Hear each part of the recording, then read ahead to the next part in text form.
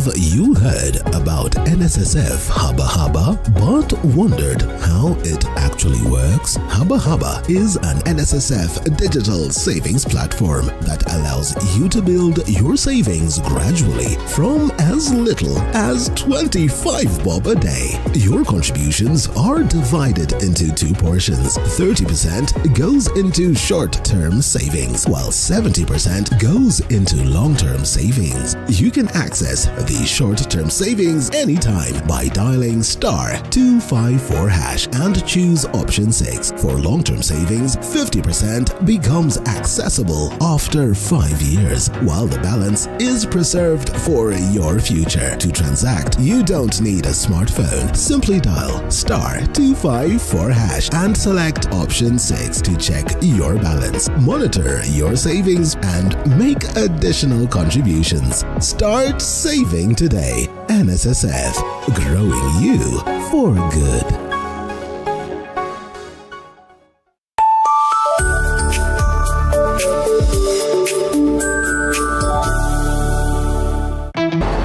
Kenya, Twende Mbele, NCBA.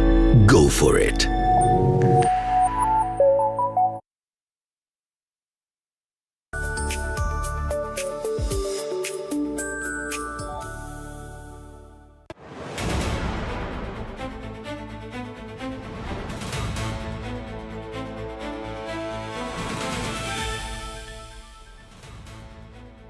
Tick-tock, you bang on time on today's installment of TV47 Prime. My name is Debarl Inea.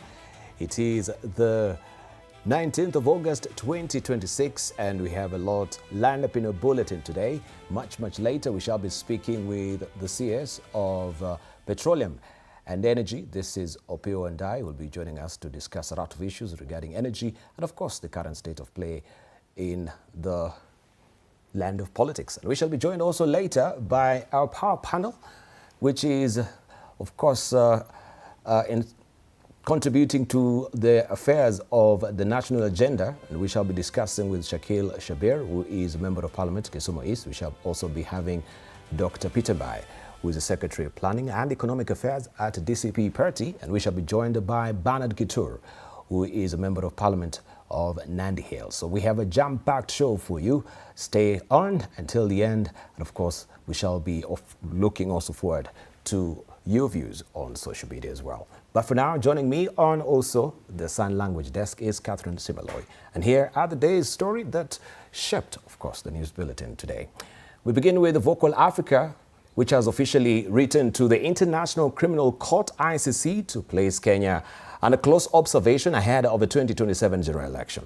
The call to the International Court has been backed by the opposition as the country faces a heated political space way ahead of the 2027 general election. Vocal Africa has officially written to the International Criminal Court ICC to place Kenya under close observation ahead of the 2027 general election. With the alarming normalization of organized political goonism, unchecked inflammatory rhetoric and paralyzing institutional failure, the warning signs are clear and cannot be ignored. Vocal Africa is calling on the ICC and the international community to monitor this crisis immediately to prevent our country from descending into mass violence. The opposition has also expressed concerns to the international community. This comes as the country continues to witness inflammatory statements from the political class.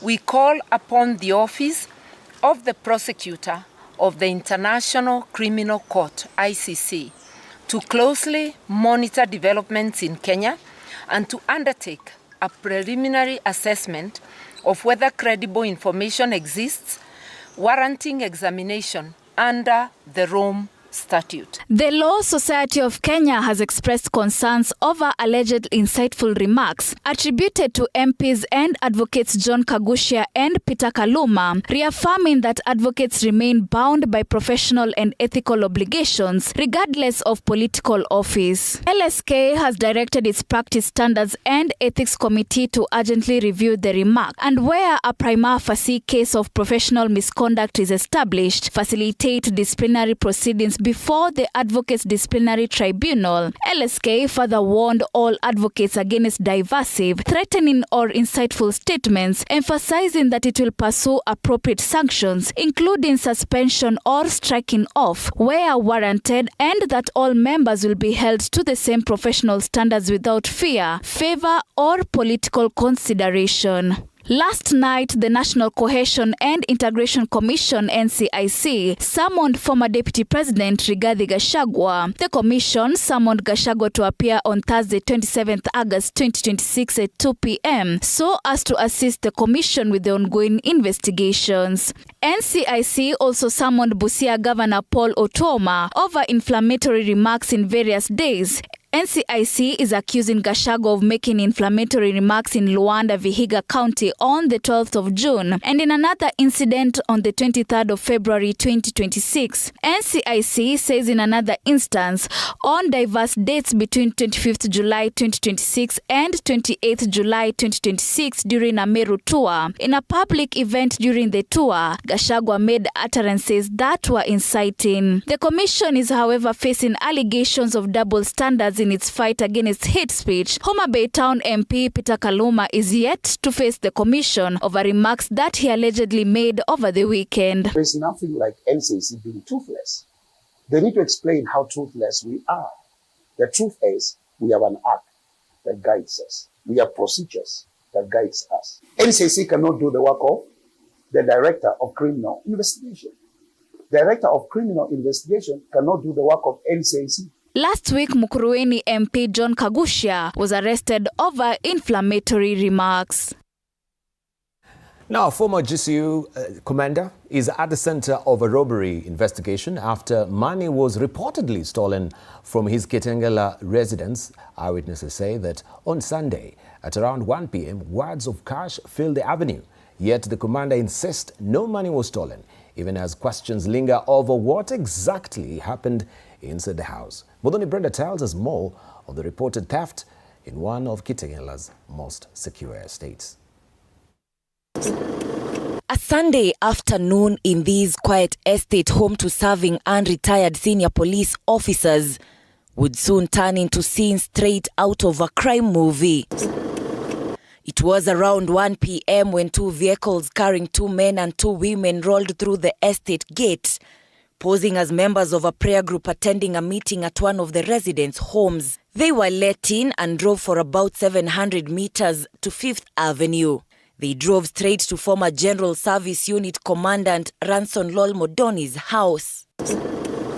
They used cutters to access the house, and once inside, according to a neighbor, the 4 took turns taking boxes full of cash to the waiting vehicles. A woman passing by noticed the commotion and raised the alarm, and that is when all hell broke loose. The gang sped off along 5th Avenue, leaving behind cartons stuffed with money on the road. Neighbors who witnessed the dramatic escape say the suspects appeared to be armed, forcing residents and security guards to keep their distance. Witnesses say the women were traveling in one vehicle, while the men were in another. CCTV footage from the scene appears to show one of them alighting from the vehicle as they approached the gate before confronting and assaulting a security guard identified as Samuel. Boda Boda riders outside the estate gates told TV47 that the young men threw 100,000 shilling notes into the air as they made their escape, while 2 sealed packages labeled 1 million shillings each were left behind at the gate. Hivyo mligawa hizo pesa zenye wanasema walirusha juu. Zilibaki tu hapo kwa kabro hapo. Hakuna mtu aliruhusiwa kurusha kuchukua 2 milioni. Watu walikuwa wamechangamka sana. But despite the trail of cash left behind and accounts from witnesses who say money was taken from the house, former GSU Commandant Ranson Lol Modoni says no money was stolen. I just want to know, was money stolen? Was money stolen or there was no money stolen? Now, the thing is, Yes, sir. Mimi nimekuwa nyumbani. Na ndio nimeingia leo ofisi. Okay. So the fact hiyo kitu it is being handled by different people. Unajua that is hiyo ni case ingine. Yes. His account, however, contrasts with that of the estate chairman who told residents in a WhatsApp message that an undisclosed amount of money had been stolen, with some of it later recovered along 5th Avenue. The chairman further told residents that local security agencies had trailed the abandoned getaway vehicle to Inea, recovering an assorted number of license plates, a firearm, and yet another set of undisclosed amount of money. According to a source close to the investigation, the four made away with an estimated 50 million Kenyan shillings. As detectives now piece together how the suspects gained access, broke into the house and escaped in broad daylight, questions now remain over the contrasting accounts from witnesses and the former GSU commander, who says no money was stolen. Muthoni Brenda for TV47. Now, the family of late Noreen Nalwanga, popularly known as Inea Uganda, is seeking justice and support after she died during the violence witnessed in Homa Bay on the 16th of August. The mother of four was reportedly struck by a speeding vehicle as she rushed to check on her business, which she feared could be looted. Michelle Mwangi has more. Noreen Nalwanga, popularly known as Inea Uganda, was a businesswoman and widow who had raised her children alone since the death of her husband in 2020. She had made Shauri Yako in Homa Bay her home. Since the death of her husband, she had carried the responsibility of raising her four children, providing for their daily needs and ensuring they remained in school. Mama alikuwa hardworking, alafu alikuwa mwenye furaha. Pia ndiye alikuwa breadwinner wetu juu mzee alikuwa shapas. On the day violence erupted, the family was following the Linda Mwananchi meeting from home when Nalwanga received a distressing call informing her that her business in town was at risk of being looted. She immediately left home to check on her property, and as she crossed the road on her way towards the market, she was struck by a speeding vehicle. Mama akasikia ati rumors kuna lootings zinafanyika huko hivyo tao. So alienda kuconfirm vitu zake. Ndio dakika kidogo nikapata news ati gari imemgonga. Kwa hiyo rally. Kufika OC nikapata kaa bado ako hai but sikumanage kuongea na yeye. Wakaniambia ningoje hapo nje kiasi. Then kitu kama 1 hour ama sijui kwa 30 minutes hapo ndio nikaambiwa amepass. For her eldest son, Sly Stewart, a second-year student at the Kenyatta University, the loss is more than the death of a mother. It is the loss of the woman who held the family together. Mom ndo alikuwa anatusomesha, kila kitu ni kwake, vile tunavaa, vile tunakula, and everything. Those who knew Nalwanga remember her as a warm and generous woman who brought joy to those around her. The family is now appealing to both the national and county governments to step in and support the children as they come to terms with the loss. Sasa tulikuwa tunaomba hao watu wa siasa, watu kama governor ya Uganda ameacha watoto ni watima, hawana baba, hawana mama. Naomba ni usaidizi na like any support too. I'll appreciate. Meanwhile, the Director of Public Prosecutions arraigned 6 suspects in court following events that happened before and during the Linda Mwananchi campaign in Homa Bay County. In a statement issued on Wednesday, August 19, the DPP confirmed that the 6 were charged with preparation to commit a felony, contrary to Section 3081 of the Penal Code, and being armed in public, contrary to Section 88 of the Penal Code.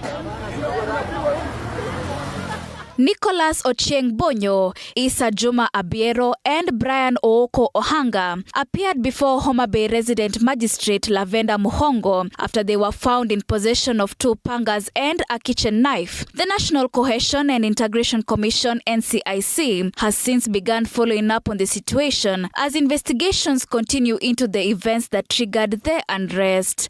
Michelle Mwangi, TV47, Nairobi. Many thanks indeed, Michelle Mwangi. And of course, that story acts as a segue to, of course, our interview with the CS of petroleum, and of course energy. This is CSOP Wandai. Thank you for joining us this evening. Really do appreciate it. And it's a while since I saw you as well. Yeah, it's nice meeting you, Debarl, after a long time. A long time indeed. Very long time indeed. Right, let's just jump into it because I know you're in a tearing rush, and I just want to get some of the issues that have been bedeviling the country as we can see it right now. We begin with that story where we can see now the Nya Uganda, as they call her, Nya Uganda, she's succumbed because of the vagaries of politics. I know you've been doggedly following what is happening in the country right now. Before we even get to your docket and discuss the issue of energy, I'll be remiss if I don't really ask you about this. What is your assessment right now from your own, accurate appraisement of what is happening, especially politically? Let me say this, Debarl, without really mincing words, that violence has got no place in our politics in this day and age. And as peace-loving Kenyans, as law-abiding Kenyans, it is incumbent upon us to condemn violence in all its forms, regardless of who is the perpetrator. What happened in Homa Bay 2 days ago is very, very unfortunate. And without taking sides, really, the telltale signs were there. People were beating drums of war from both sides. From both sides. Way before the time of the rally came, okay? And therefore we must condemn those acts of violence and of course demand that those who are found culpable be held to account, regardless of which political persuasion they profess. And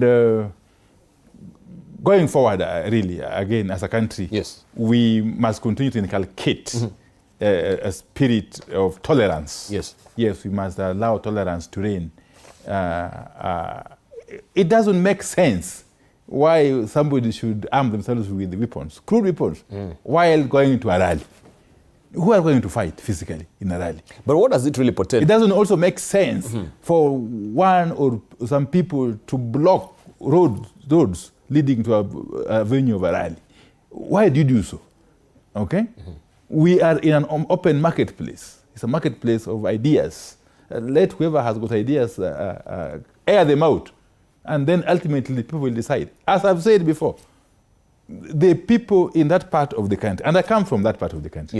Yes, and I'm also a leader. Yes, of long standing, by the way. The people from that part of the country, due to historical reasons, have more or less decided that they are going to vote for President William Ruto for his second term. I can tell you. And inshallah, if God grants me good health, next year you can invite me here, same time. I'll confirm to you. So this hulabaloo is not necessary. But just going at what the spectre is, looking at just Homa Bay, you can't really confirm what you're really saying. Collectively, it seems there is a chasm between who is supporting Ruto and who is supporting the Linda Mwananchi faction as it is right now. I have said, and I have chosen my words very carefully, that the vast majority of the people from that region, and for historical reasons, because there are people who have suffered marginalization in this country for far too long. There are people who have seen governments come and go, and they have got the capacity to decide for themselves which government is genuinely supportive of their welfare and which one is not. Okay? They have made their own assessment, and I interact with them every day. Okay? So whoever comes there to try to sell their ideas should be allowed to just do so.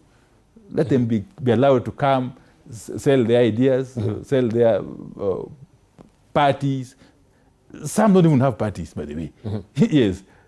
Let them be allowed to roam freely and talk to the people. Okay. Ultimately, the people, we are going to make a decision. All right. Ballot. Yes. Okay, you as a lawyer, I know also the Law Society of Kenya has ordered a review of the public remarks attributed to, first of all, Mukurweini, Member of Parliament, Kagushia, and also now Homa Bay Town MP, Peter Kaluma, right? To establish whether they what they say they amount to professional misconduct, as it were. From your own assessment, and this is what I wanted just to ask quickly, because there has been sort of people, the political parties are saying unfair sort of arrests. First of all, there was quick off the mark arrest from government when Kagusha made some inflammatory remarks. But up to now, Peter Kaluma has not been arrested. I don't want to be a judge because I don't have the full details of the facts. You know, as a lawyer again, you must be able to have facts for you to make a determination. So that is not within my purview. Yes, I believe strongly that you have got working institutions in this country, including law enforcement agencies. But isn't this a preferential treatment, that one side of the divide is, being castigated and maybe arrested even very quickly? On the other side of the divide, there's a glacial slowness. Well, that is, of course, left to conjecture, because it is a speculative, because you don't know even as you speak what those law enforcement agencies are doing with regard to the latest happening in Homa Bay. I'm even hearing that some people have already been taken to court. So let us not rush into making conclusions. Let's give the law enforcement agencies time. Let them be given time to do what they're supposed to do under the Constitution, under the law. Okay? In the fullness of time, we must appreciate that this country is governed by the rule of law. Yes, and there is no single person who is above the law. No single person.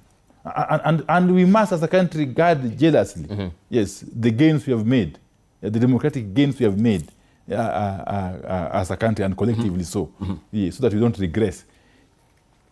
Sanity must prevail, and regardless of the stature of those who are involved in these heinous activities, if they are found culpable, they must be held to account, so that we develop a nurture country which is responsible, which is admirable, as it is currently. Kenya is highly admirable in the community of nations. You see, our flag is flying high up there. Yes.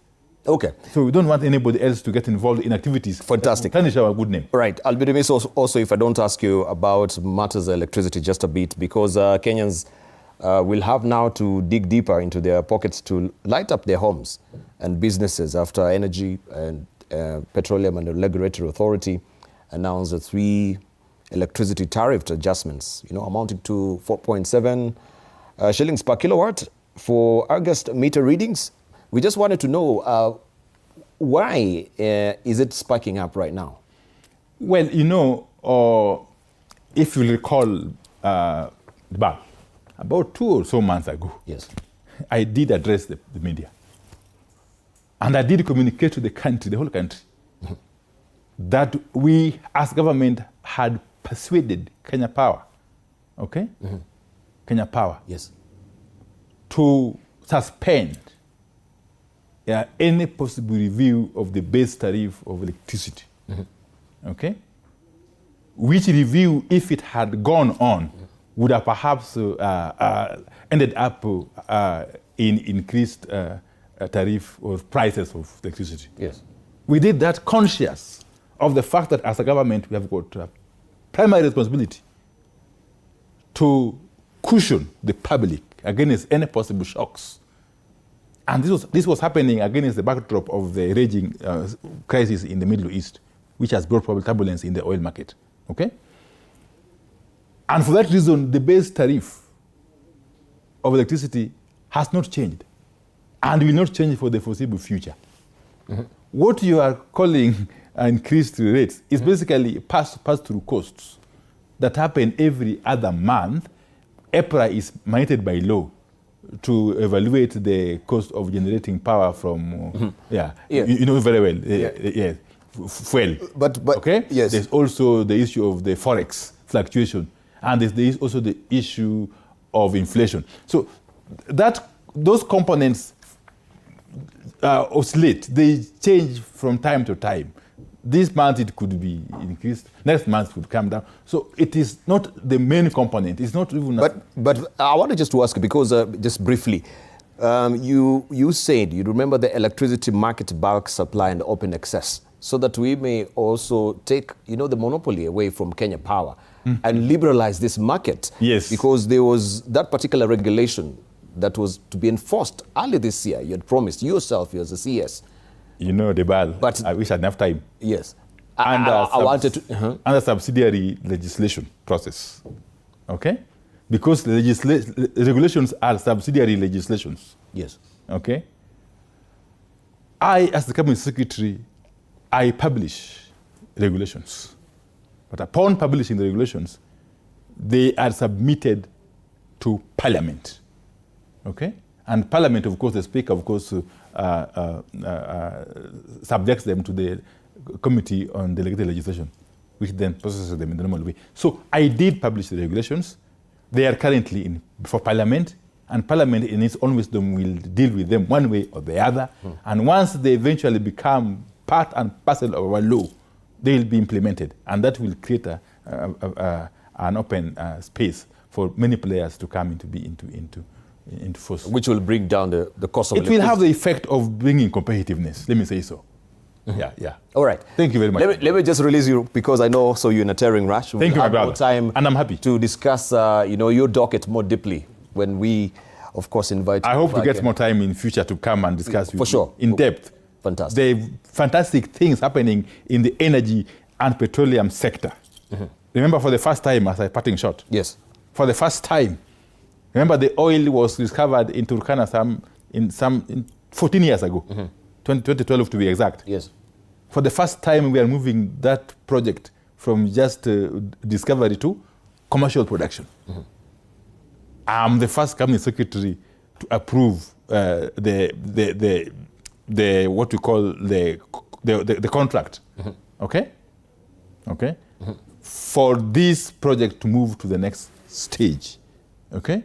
And that is going to be very, very significant because we envisage that before the end of this year, oil will be flowing from Turkana, crude oil, as we move to a more advanced economy and as we advance steadily to the first world, as dreamt by none other than His Excellency the President.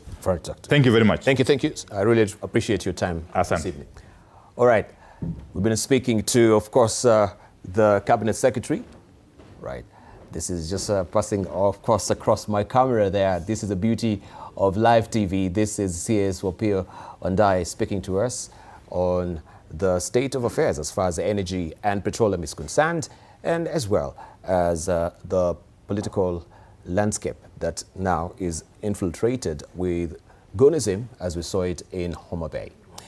Now, 7 people, including 4 American citizens and 2 Ecuadorians, and a Kenyan pilot have tragically died after the helicopter they were traveling in crashed and burst into flames on Ololokwe, that is Ololokwe Hills in Samburu County earlier today, according to local security authorities, civil aviation officials. The aircraft, registered as 5YGYM and known as Lady Lorry, went down at around 9:13 a.m. while flying from Loisaba towards Ewasonyiro. The victims, including 4 American citizens, 2 Ecuadorians, and 1 Kenyan pilot who were traveling from Soyan to Laikipia before the tragedy occurred. Samburu Police Commander Devin Koroi confirmed that all 7 passengers on board perished when the aircraft slammed into the difficult terrain. It is a corporation which was flying from Soyan in Laikipia to Ololokwe Hill. On reaching Ololokwe Hill, that is where the place of crash occurred, and on board there were 7 souls. Unfortunately, the team has established that all the 7 people who were on board on that aircraft have perished. The Kenya Civil Aviation Authority said the helicopter was on a scientific flight from a wildlife conservancy in Loisaba to Ewasonyiro, a river that flows along several national reserves. The KCAA said the accident involved a Eurocopter EC-130B4 and it was coordinating operations. Emergency responders faced a tough task evacuating bodies and personal belongings from the rugged mountain before darkness set in. Local witnesses described a horrific scene, reporting that the helicopter was entirely consumed by intense flames upon impact with the ground. Efanda milima kufika hapa katikati, kabla kufika hapo na hasa kufata mabagi ya ndege, hiyo kitu yametambaa hapa yote. hata mabaki nini kiti hiyo mabati ya ndege nini naanza kupata, naendelea tu kufika hapa pale mwili iko nakuta moto ni kubwa sana. Watu hiyo ndege imeshumika mbaya sana, hata watu iko ndani na kosa kutoa, naona kuangalia tu watu kuumia wasali ondoke. Kenya Civil Aviation Authority is currently collaborating with security agencies to investigate and determine the exact cause of the crash. Right, we want to take a short break. I'll be remiss if I also don't show you tomorrow's publication of a Star. What is the headline? And this is what you'll be waking up to on the front page of the Star. This is a splash. Homa Bay, blood and tears, it says.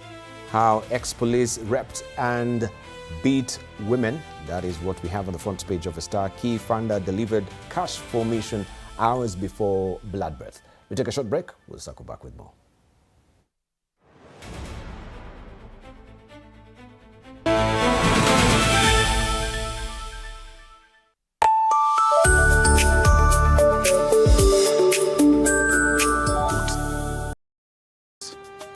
Alikuwa anatafuta courage. Yaani nafaje kutengeneza kachumbari na manyanya zinakaa hivi? Ona kiki ni kama kiwaru. Hiyo inaitwa commitment to the lie. Amejicommit. Ndio hiyo. Nipatie. Unajua kama una mtu kitu hata tu salamu ya kawaida inakaa kama reminder. Habari yako? Sintalipa kesho. Kesho gani when? Si kesho ya kesho ya tomorrow. Hiyo tena. Mzee ni budi choka. Ni budi ni madeni. Tuesdays at 8:30 p.m. on TV47.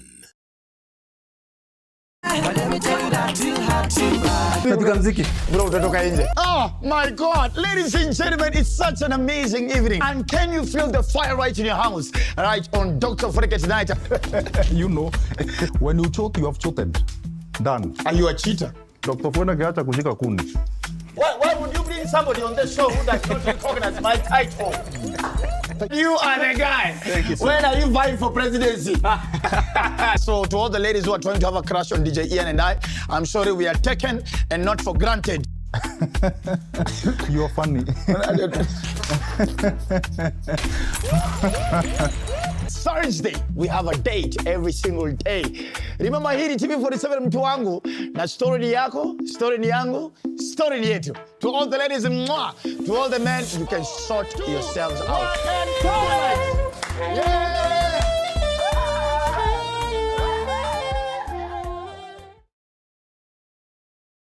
No more excuses. It's time to rise, grind, and own your mornings. Join Coach Shadrach Omar from 5:30 to 6 a.m. only on TV47. Full body workouts, zero equipment, maximum results. Start strong, stay strong. TV47 Fitness with Coach Shadrach only on TV47. Fridays, 3:30 p.m. Ready? Go! No way! Oh, no. That's the way you're feeling, I guess. No, not that! Look! Stand back. I'll get you out of there. Power of red! Fire blast! Ooh, big word. You are smart. Now you're getting it. Trust me! Guess we're here. Vought the Wonder Deer. Fridays, 3:30 p.m. on TV47. Sundays at 8:30 p.m. Good morning. You have my rent? Leo jioni kama tutakuwa tumelipa rent, nauza simu yako. Hamna pesa. I need 3 G's to make my nails today. Sasa hivi natuhusu aje? Can I order now? Do you ship? Can I get blinking ones? Mimi nilikuwa na trade. Nimeekelea kitele yangu. Kitele yangu na trade. Nikikunyuma. Oh my God. He left me. Nitumie ni live. Uko nje kuna wifi. Why? Hi-fi? Wait, so what do we call this dish again? I have no idea. The cucumbers are there specifically for my beauty routine. Tamulini kero make a beauty product. Steph, growing you for good.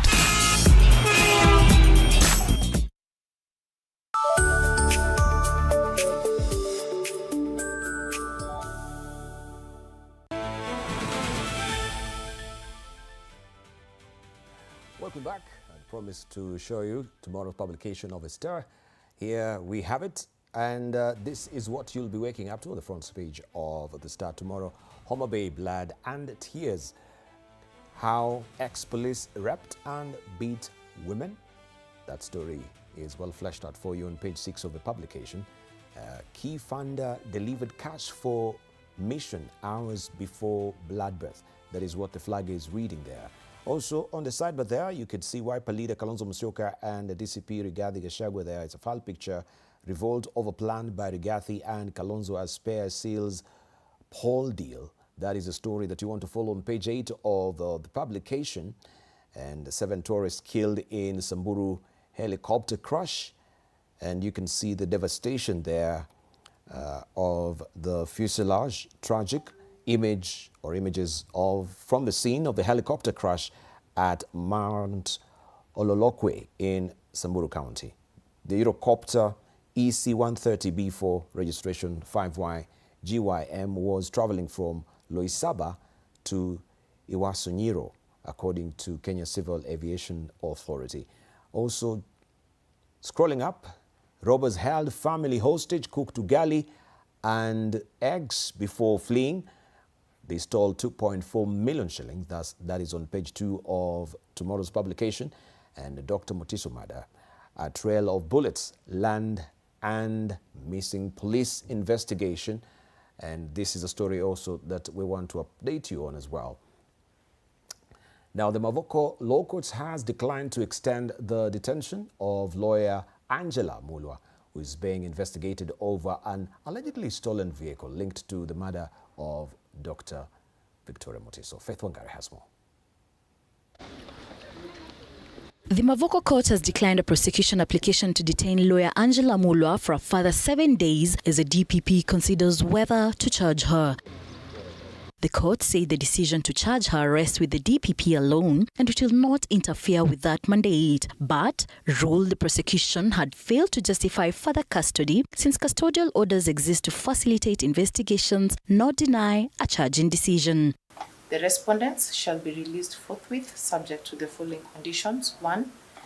Each respondent shall execute a bond of 1 million with the one surety of a similar amount. The respondents shall further deposit their passports and any other travel documents with the court. The defense lawyer Danstan Omari asked the court to release her on a cash bail of 500,000 shillings instead of a bond of 1 million shillings. The procedures of processing a bond is public knowledge that it might take another 7 days. Even if her colleagues like Shadrach and Kinyanjui want to assist her colleague with the bond terms, the bureaucracy in it will take 7 days.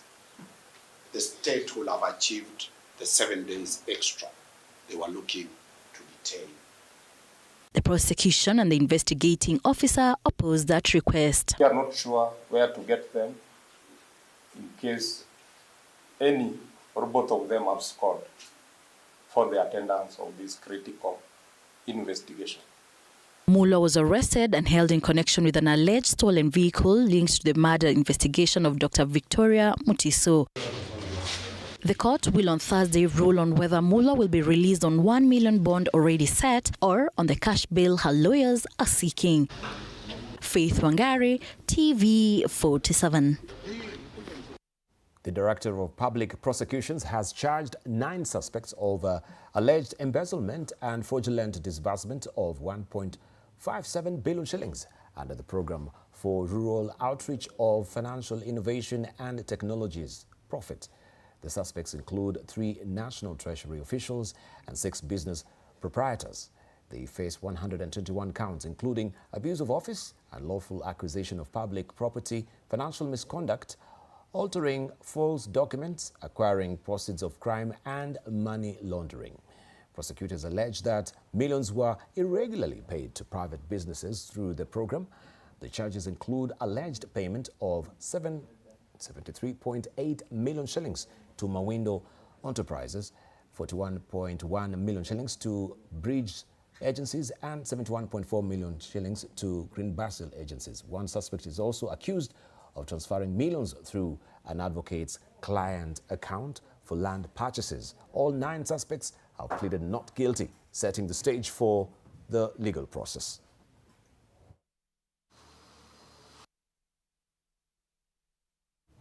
Kiharu Member of Parliament Ndindi Nyoro has made his first political rally appearance since unveiling the People's Party of Kenya earlier this week.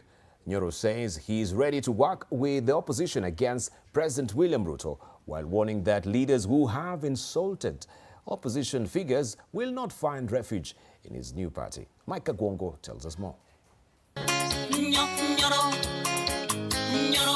At his first rally in Murang'a town since unveiling the People's Party of Kenya, Kiharu lawmaker Ndindi Nyoro delivered his clearest indication yet that he could seek the presidency in 2027. Na nikatazama vile waliendelea. Na nikaona hakuna kiongozi ukujiwa kwa mama yake nyumbani anaambiwa atikuja ukalia hapa. Kiongozi anatokea anatafuta kama wanaume wengine. Na mimi kama Ndindi Nyoro ndio nimefanya. Hata mimi nasema, hata mimi kama Ndindi Nyoro natosha nikuwe party leader. Nyoro says his party will welcome opposition leaders but will not provide a political safe haven for individuals with unresolved political grievances. Walikosana na viongozi wengine kwa upinzani. Ati wanaanza kuniambia congratulations. Mimi nataka niseme hivi. Kama Ndindi Nyoro, kama wewe uko katika hurubaru, uko katika hii serikali sasa, na wewe kazi yako imekuwa ni ya kutukana viongozi, kama wewe umetukana Mheshimiwa Rigathi Gachagua, People's Party haina nafasi yako. Enda msikizane na yeye. He says his immediate objective is to work with former Deputy President Rigathi Gachagua and other like-minded leaders in the united opposition. Nauliza sisi wote kama opposition, tukifika August of next year, tukue na flag bearer moja. Tusikuwe na hapa na pale. Tukue opposition, rais atakuwa mmoja na deputy wake atakuwa mmoja. Dio safari ya Sugoi ikuwe round 1. Mnakubali hivyo? Nyoro also took aim at President William Ruto, blaming his administration for what he described as poor governance, and declaring that the opposition's political journey towards Sugoi will gather unprecedented momentum. Mumenipea ruhusa? Harambe! His remarks could, however, complicate efforts to forge a united opposition front, with a potential Nyoro presidential bid raising questions about competition for the crucial Mount Kenya vote. Wakiangalia hivi, waone hii kijana ya Kiharu ameng'ang'ana, na hata sura kwake ni kama free. Kutakuwa na shida hapo? Kutakuwa na shida? Harambe! Harambe! Wakisema ni mwingine, si tutaungana sisi wote mkono tukomboe Kenya tukiwa pamoja. Nyoro is scheduled to take his campaign to Kankema constituency on Sunday, in what could be his second rally since unveiling the People's Party of Kenya. After stamping an authority in his home ground in Kiharu constituency in Murang'a County, Ndindi Nyoro will now be traversing across the country in a bid to popularize his People's Party of Kenya, in a bid to make President William Ruto a one-term president starting this coming Sunday. Mike Kagwongo, TV47, Murang'a County. And of course, that will form the story that we'll be discussing with the panelists that I want just to unveil. This is none other than Honorable Bernard Kitur, who is a Member of Parliament, Nandi Hills, also is the Chair of Constitution Implementation Oversight Committee at the National Assembly. Also, we're joined by Shakil Shabir, who is a Member of Parliament, Kisumu East, and we're joined by Dr. Peter Mbai, who is the, of course, the Economic Affairs and Governance and Policy Analyst, DCP Party. We shall be just discussing a raft of issues regarding what is happening. Let me just hear from them this evening. Good to see you, Bernard Kitur, Dr. Peter Bai, Shakil Shabir. Good evening. Evening. Good evening. Right, gentlemen, I think let's just jump into it before we continue with the news. Now that you're here, I need to take advantage of you coming early as well. Just looking at the current state of play, we were just talking to Honorable Opiyo Ndai as well, just asking him about what he senses on the political tone and tenor in the country currently. Let me just begin with you, Bernard Kitur. Where are we headed? Do you have any fear and trepidation as we're heading towards the 2027? Maybe my main concern is the aspect of politicians and leaders using, buying out young people and sometimes creating this team of goons. Yes. What we witnessed recently in one of the counties was not pleasing at all. And I think this is also, there's a build-up actually, literally, across the country. And that actually raises a lot of concern for me.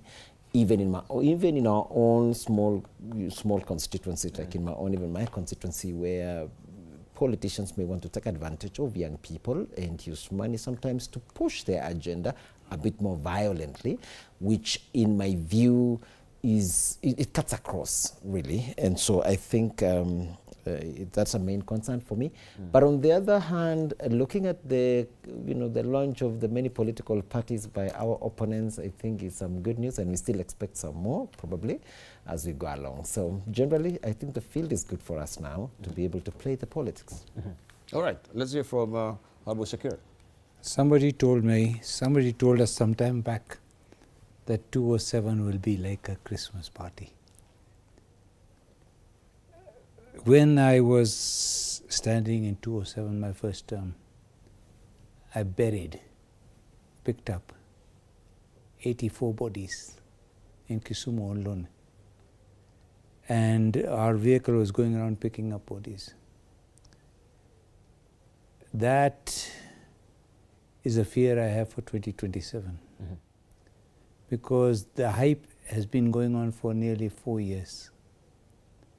And what I'm concerned about is when you look at the history of Rwanda and some other places, I'm concerned that the hype and the so-called goons, so-called youth, are going to take drastic action. And it is of concern to me what is the type of action. What we just don't want is 2007. But right now, I come from Kisumu, which has now become the headquarters of Western Kenya, in Goonism. We have some guys, they're different names now, but I know most of them. And the irony is, they're selling their soul for 4,000 or 5,000 bob a day, maximum 10. They're selling their soul. They're going there, and then they get killed, they get hurt. So that is my concern. My concern is that 2027, if there is any way we can desensitize this thing from what is called unnecessary anger. Otherwise, the French Revolution would be coming towards us. Unnecessary anger. Yes. All right, let me hear from Dr. Peter Bai. Also, you have the same sense. There is a fulminating anger that is very palpable in the country. And how then do we diffuse this anger? First, allow me to say good evening to our viewers and send my condolences to the families of the 7 who perished today in Samburu. Our thoughts and prayers to the families and friends and all that. We hope the organizations involved will do a quick investigation and let us know what happens and why was it supposed to be prevented and all that. It's important to know, not just having crashes and then there's no reports. We need to know so that we can know about tomorrow and know whether there was any negligence from any part. But let me say this. I'm sitting here as a Kenyan, as a son of this country, and I'm thinking, it's so unfortunate because we are trying to create a problem as leaders, then trying to make it an emergency just because we have some greed or personal interest in the elections of next year. What we have, the tension, goonism, violence, is a creation by this system. Is a creation. It's a modus operandi that has been agreed on by this government because they are not able to go and convince people to vote for them next year. Their plan B is violence. Let's try to cause violence to see whether elections can be postponed. Let's try to cause violence to suppress voters in areas where they are not strong. This is a creation of this government. I want to suggest today, the back of this kind of goonism and bloodshed rests on one person, the chief officer of this country, the commander-in-chief. Let's not go about here taking acres of time trying to wonder and worry. But what he does, he allows other people so that it's not him you see. You see the CS for Interior, who is a messenger. Sorry for IG, he has no clue what is happening. DIG, there's a cartel. There's a lineup of cartel working on these issues. It is a deliberate move. What happened in Olkalau, what happened to me and my team in Nakuru recently, Nakuru West, Rongai, Homa Bay, it is something that has the sanction from the highest office in this country. Can we talk things the way they are, Debarl? We don't, this is an election year. We don't know to hide. We don't know to go around, hiding in bushes and all that. But I tell you this, Debarl, we don't have a crisis. We have a planned, something sanctioned, that the goonism is something official in this country today. And the buck stops with the president. But you see, those are very serious allegations without any confirmable facts, right? When you say it's got a sanction from the highest office in the land. But I'll tell you this, Debarl. No, it's okay, because you have asked me. Like, listen to me. We have one person who is a commander-in-chief of the defense forces in this country. I can tell you, he has said on record, I'm calling to an end on goonism. Instead of ending it, you are calling to an end. Debarl. How can you call to an end of something, yet you saw by the constitution, Debarl, to make sure the lives and property of Kenyans are safe. All right. And that is why today, as a united team, we are saying we are inviting the ICC to simply come for one man, the man who bears the highest responsibility. I can tell you, CS Interior is just a messenger. There is a team of lineup of people who have been asked to make sure there's as much as violence as possible, and then in the context over from the other side, of course, he is part of the plot to be told, try to postpone elections. It will not happen. Right. The power of the people of this country, the power of the people of this country will ensure there is peace in this country, because we cannot allow a few leaders who are to drive us to anarchy. We're not going to Debarl, this level of bitterness is ridiculous. Actually, to come here and make such statements and totally unsubstantiated. You very well know, I did mention in my introduction, that this sporadic use by politicians of paying people to execute, sometimes their desired selfish ends. Even in my own constituency in Nandi Hills, I have such where politicians in their bid, those who we are competing, but of course in a smaller scale, we are competing, and some of them deliberately want to buy, idlers who are here and there and use them to advance their own political, gimmicks. So sometimes some of this may not even pick the national limelight. Shakil Shabir has mentioned here that some of these things happened in the past. What then BAI is trying to, create is that even those small sporadic use of young people in Nandi Hills are an instigation of the leaders of this country. That is absolutely ridiculous. I want to absolutely unacceptable, because the president has been clear from the word go that he doesn't support goonism, right? I think the minister as well has expressed himself as such. And there are sometimes, even if you want to arrest, like what happened in my constituency about 2-3 weeks ago, I've actually been handling a situation where a gubernatorial aspirant has been buying young people, because there's a stand that I've taken regarding probably the issue of land question in my constituency. And so he comes and buys young people here and there, and they cause mayhem and chaos here and there. But these are sporadic, and that's what you're saying. It's a general concern. Okay. But to come here and claim that is a function, that there is a plan, there is a scheme that is being executed by the CEO of this country, I think it should actually be called for. Professor Mbai must actually retract those. Can I say something? That's right. Okay. Can I say something? I want to say this. One second. I want to continue with the news, then we just circle back, of course, to our discussion. Now I can see it's getting heated. I said to you in 2007, I picked up some 84 bodies.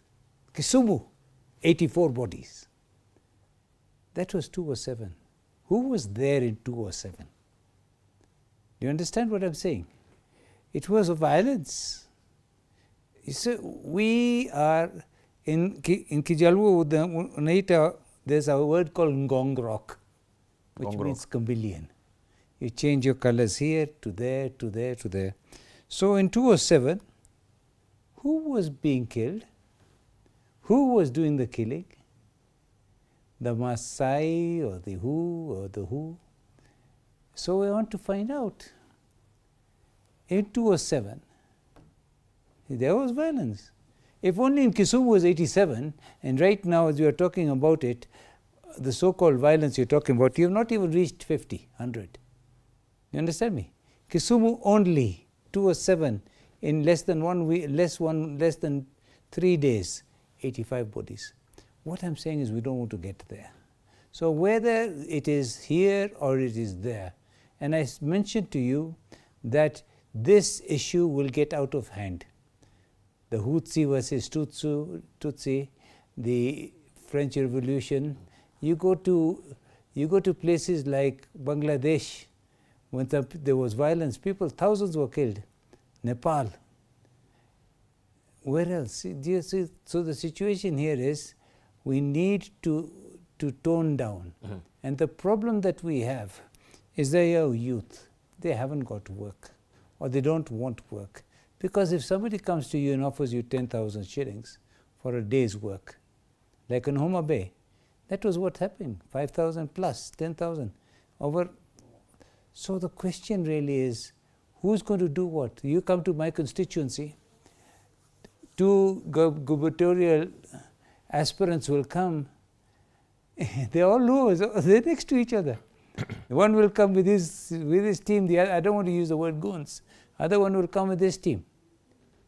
They'll come, they will attack each other, sometimes they will attack guys like us as well, and they will tell you, Mishima, don't worry, so today is there, tomorrow is there. So I think what it has to happen is, as I said, the buck always stops with the top man on the top. All right. Always. Always. Just hang on. I want to run the story, then we'll come back to you. Just hang on. I can see you're really staying at the left. But who was the man on the top in 2007? We'll continue as well. Who was the man on the top in 2007? Hang on. All right. Now, tonight, former Deputy President Rigathi Gachagua and the Laikipia East MP Mwangi Kiunjuri are locked in a fierce battle in the control of Mount Kenya, with Gachagua accusing Kiunjuri of misleading President Ruto over an alleged plot to overthrow his administration during 2024 Gen Z protest. Kiunjuri hit back, accusing Gachagua of bullying him and vowing not to be intimidated into joining the opposition. Gachagua, however, told Kiunjuri that he is not wanted in the DCP. Apollo Kamau has more. In what is turning out to be one of the most vicious political rivalries in the Mount Kenya region, former Deputy President Rigathi Gachagua has accused Laikipia East MP Mwangi Kiunjuri of misleading President William Ruto during the 2024 Gen Z protests, alleging that Kiunjuri told the president that a section of the Kikuyu community had plotted to overthrow his administration. Kwamba wale viongozi wako pale ni wasaliti wa jamii yetu na watu ya Laikipia. Siku tulikuwa na mambo ya Gen Z protest 2024 nikiwa deputy president. Huyu Mwangi Kiunjuri alienda kwa Kasongo, akamwambia ya kwamba wale watu walikuja Nairobi ati walitaka kumpindua, ati ilikuwa ni mapinduzi, ati ni Wakikuyu, ati 20,000 ati Wakikuyu walikuja kupindua Ruto. Akaenda akamwambia Kasongo, na ndio Kasongo akatuchukia sana. Kiunjuri, who held a meeting with officials of his party, the Service Party of Kenya, fired back at Gachagua, accusing him of being a bully.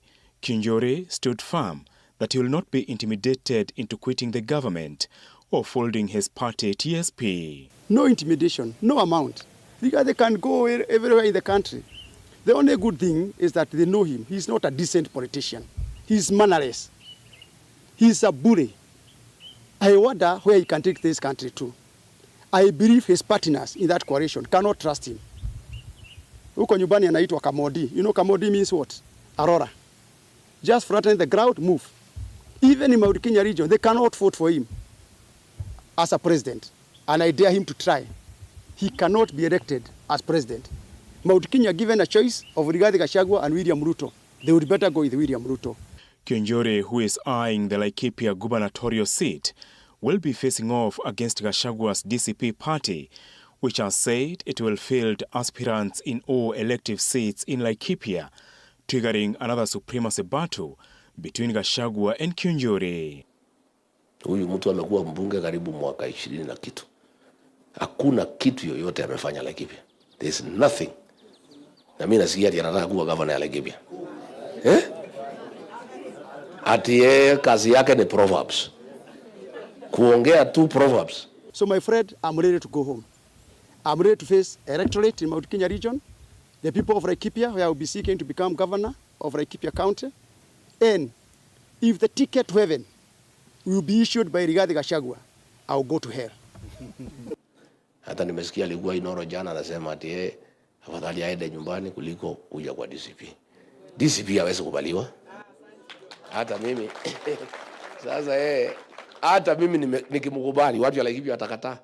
Gachagua further claimed that the only reason Kiunjuri is in the broad-based government is because of an alleged 1 billion shilling tender to supply poles to the Kenya Power and Lighting Company. Wewe unangoja bilioni yako ndio huko kwa Kasongo. Na Kasongo anakujua, hawezi lipa wewe. He knows you. Anajua wewe ni mjeuri. Hii Kasongo pia hata kama amechanganyikiwa anaelewa mambo mbili tatu. Kwanza hii Kiunjuri anakujua. That is the last man I can never follow. If today he is reinstated as the deputy president, I will impeach him again in the morning. He's dark-hearted. That is a description, a small description I can give to Rigathi Gachagua. Gachagua's face-off with Kiunjuri comes a day after Gachagua's DCP allies branded Kiharu MP Ndindi Nyoro's People's Party of Kenya as President William Ruto's project in the Mount Kenya region. Yesterday, I heard him say that Ndindi Nyoro's People's Party of Kenya is another wheelbarrow. And Ndindi has already pronounced himself that he is in the opposition. This is a person you cannot live with him. Yeye ni kama ile porcupine. Unajua lazima ikushome. Je, ukikaribia porcupine kila wakati lazima ikushome. That is Rigathi for you. Apul Kamau, TV47. That story by Apollo Kabau leads us to a station break. We want to take a short break. When we circle back, you can see the fire is on. It is loaded for bear with our panelist here, and we'll be unpacking, of course, what is happening currently in the country, just as we've seen also within the DCP party. We have the Secretary of Planning and Economic Affairs here, Dr. Peter Mbae, who will tell us what these allegations are and what this countermanding and, of course, the toying and throwing on words that we've seen also between the party leader and also the party leader of that is TSP. We take a short break. When we circle back, we continue with more. Don't go away.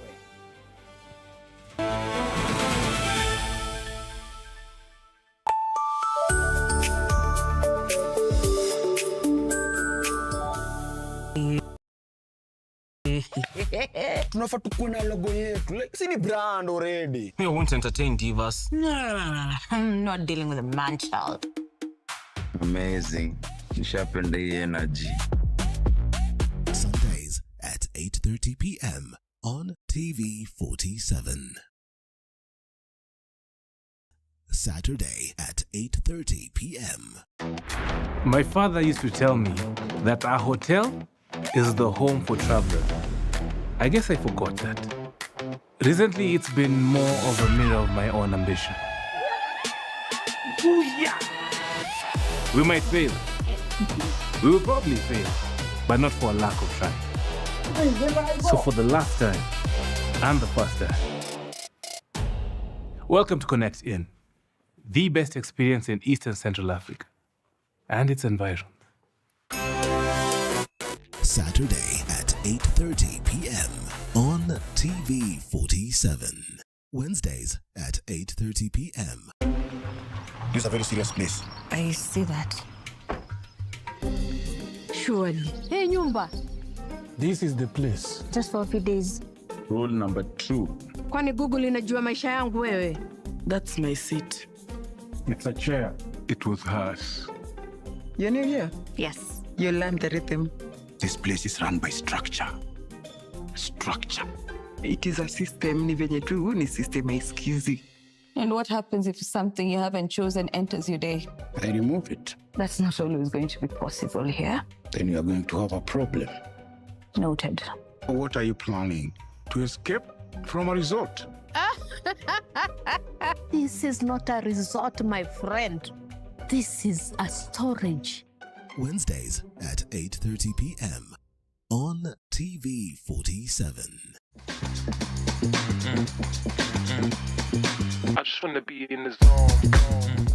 Nairobi, where the hustle never sleeps and neither do the scammers. Link Up, we are talking about something that's affecting all of us. We are talking trust. We're diving into the campus life. I just want to be in the zone. Stay fresh, stay safe, Stay linked up.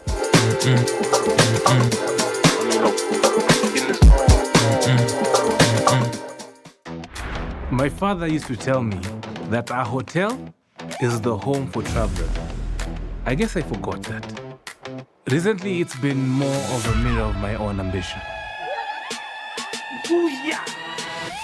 We might fail. We will probably fail, but not for a lack of trying. So for the last time and the first time, welcome to Connect In, the best experience in Eastern Central Africa and its environs.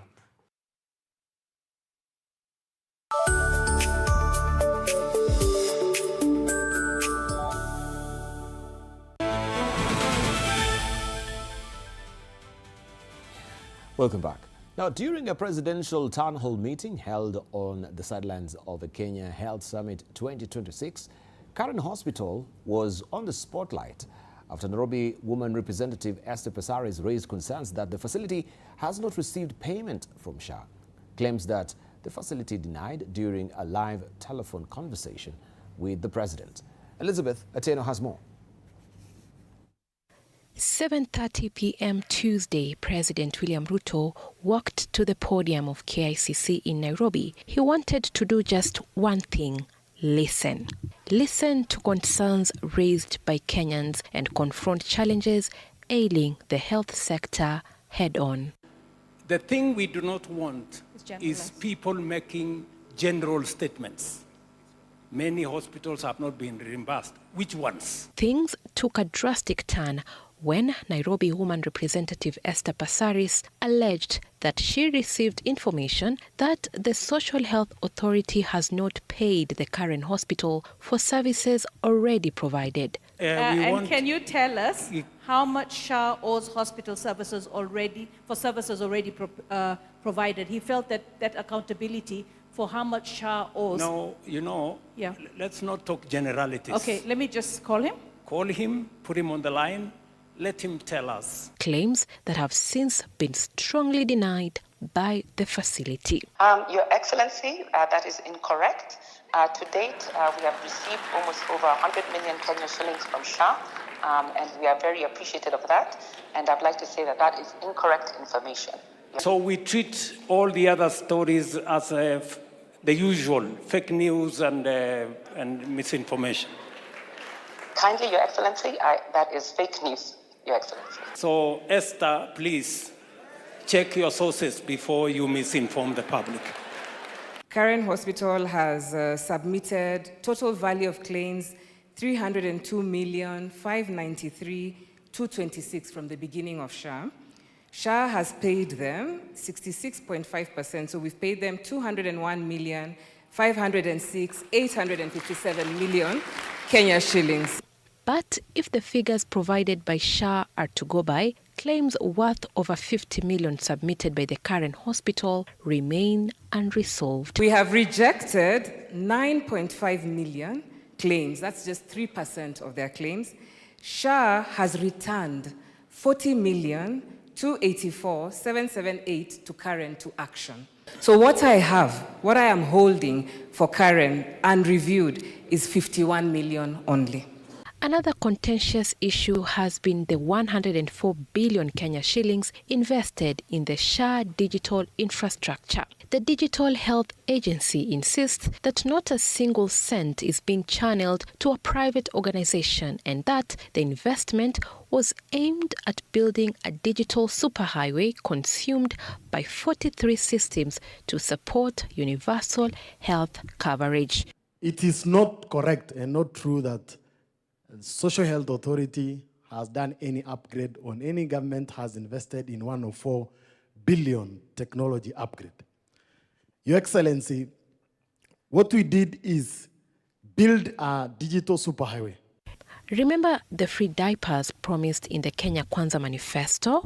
Well, the president reaffirmed that commitment, saying all this will be made possible in less than a year. By the time I complete my term, my first term, I can tell you I will have discharged all the commitments I had made and made sure that every mother who walks out of hospital will walk out with the diapers once they give birth. Elizabeth Atieno, TV47, Nairobi. Right, we continue pace with the conversation with our panelists here. Just to remind you that I'm holding court with Shakil Shabir, who is a member of parliament, Kisumu East. Also, we have Bernard Kitur, who is a member of parliament, Nandi Hills, the chair also of the Constitution Implementation Oversight Committee. And also we have Dr. Peter Mbai, who is the Secretary of Planning and Economic Affairs, DCP Party. Let me just come to you, Dr. Peter Mbai, because before we took a short break, you had something to say. Yes, please. Yes, no, I hope you've not forgotten. Yes, I have not forgotten. Because I want you to chime in also on the issue of SHA. You've been very, very... Okay, very good. So let me first say this. Vocal about it. And I want us to be very sober because we are leaders, okay? I'll tell you this, Debarl.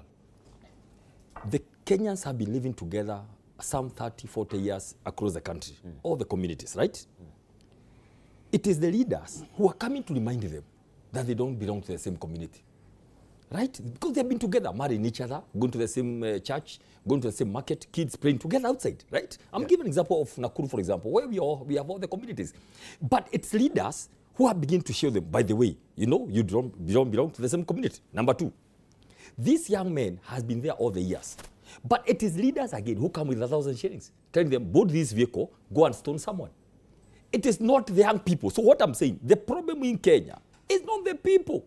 It is the leaders who are selfish enough, greedy, for their own political muscles, so that, you know, for political competition for next year, they are the ones who are using innocent people. And that's why I'm appealing upon the people. Simply let us say no to this greed, selfishness by a few leaders who want to use them for their own political goals. So, and I'll tell you this, Debarl.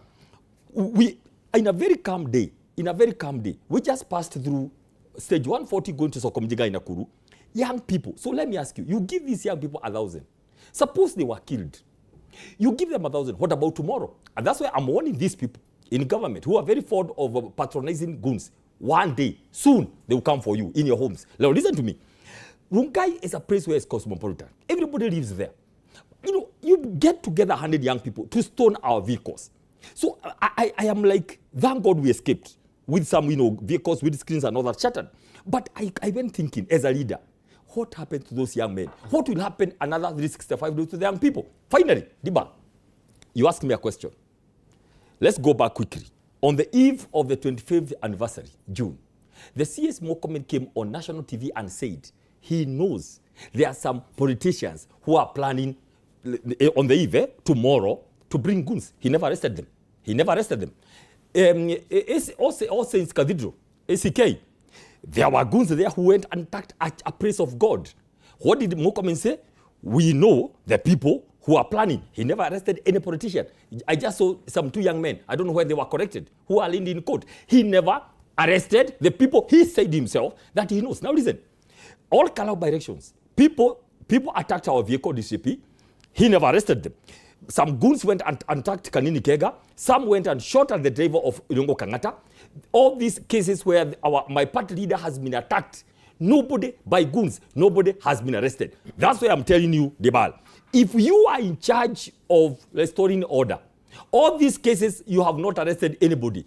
Kikuyu Township, goons barricaded the southern bypass as early as 6 a.m. Let me go to Homa Bay. There were goons barricading the roads the whole day.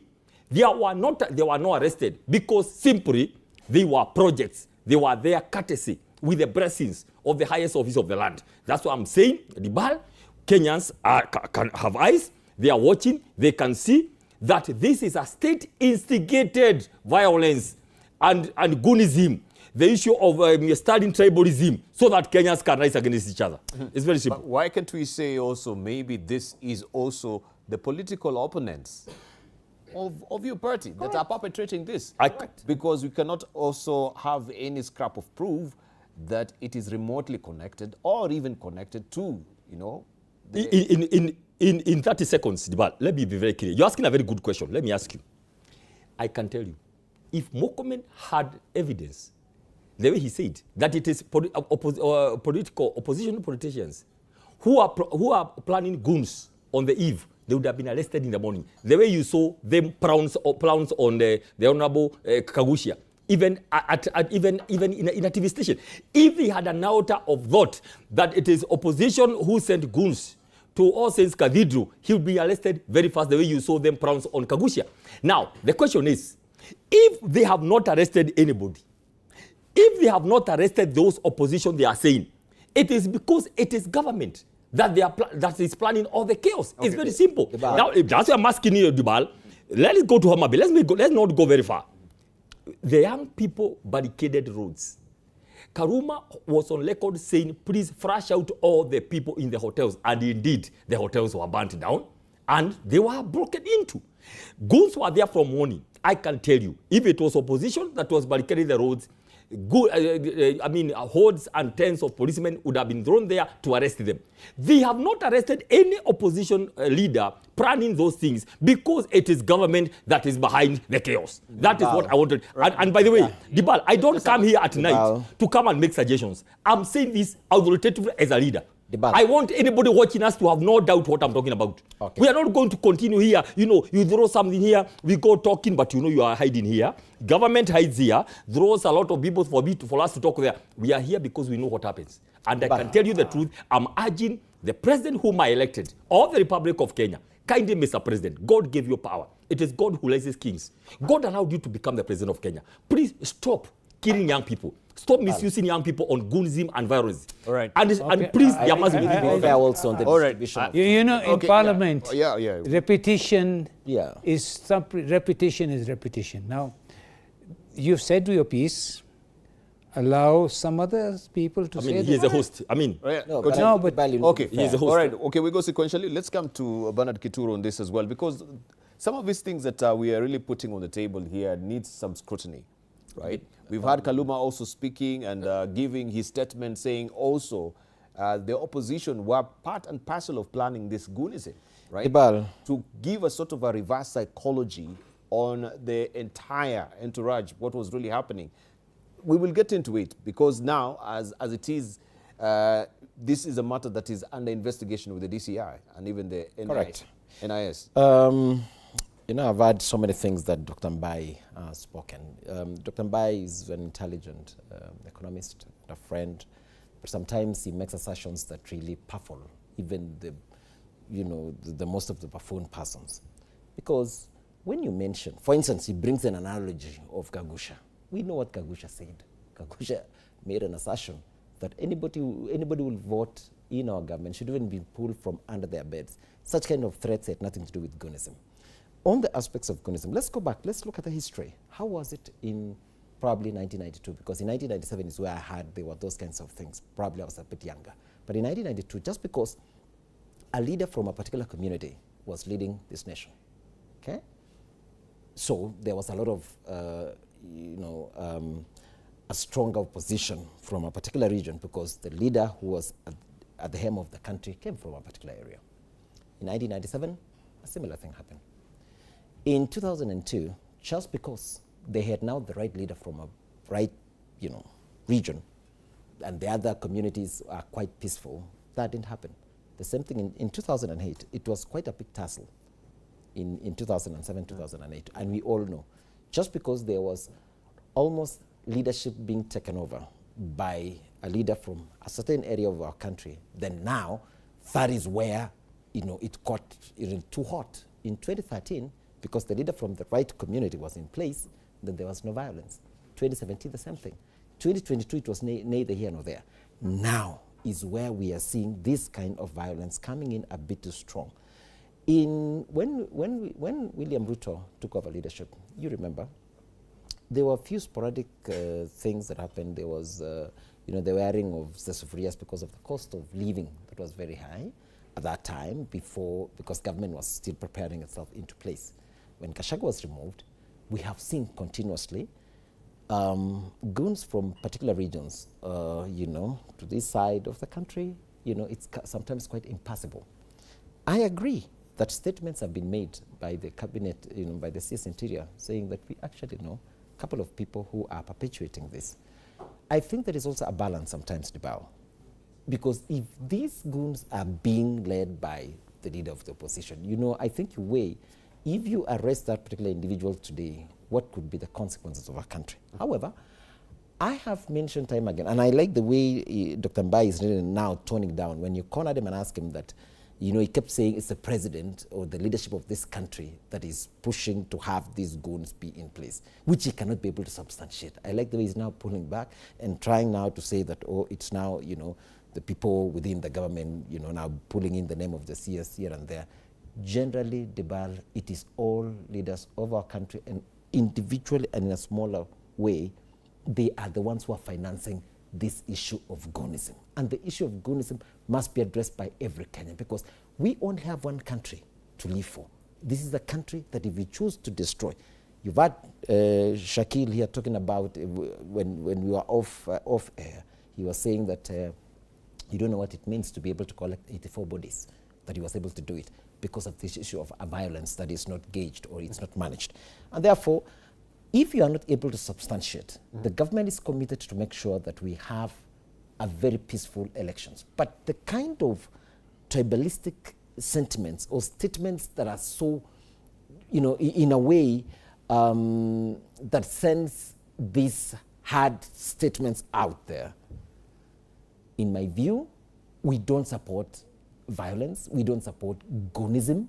The government of President William Ruto, and President William Ruto has made it unequivocally that he does not support the aspects of goonism.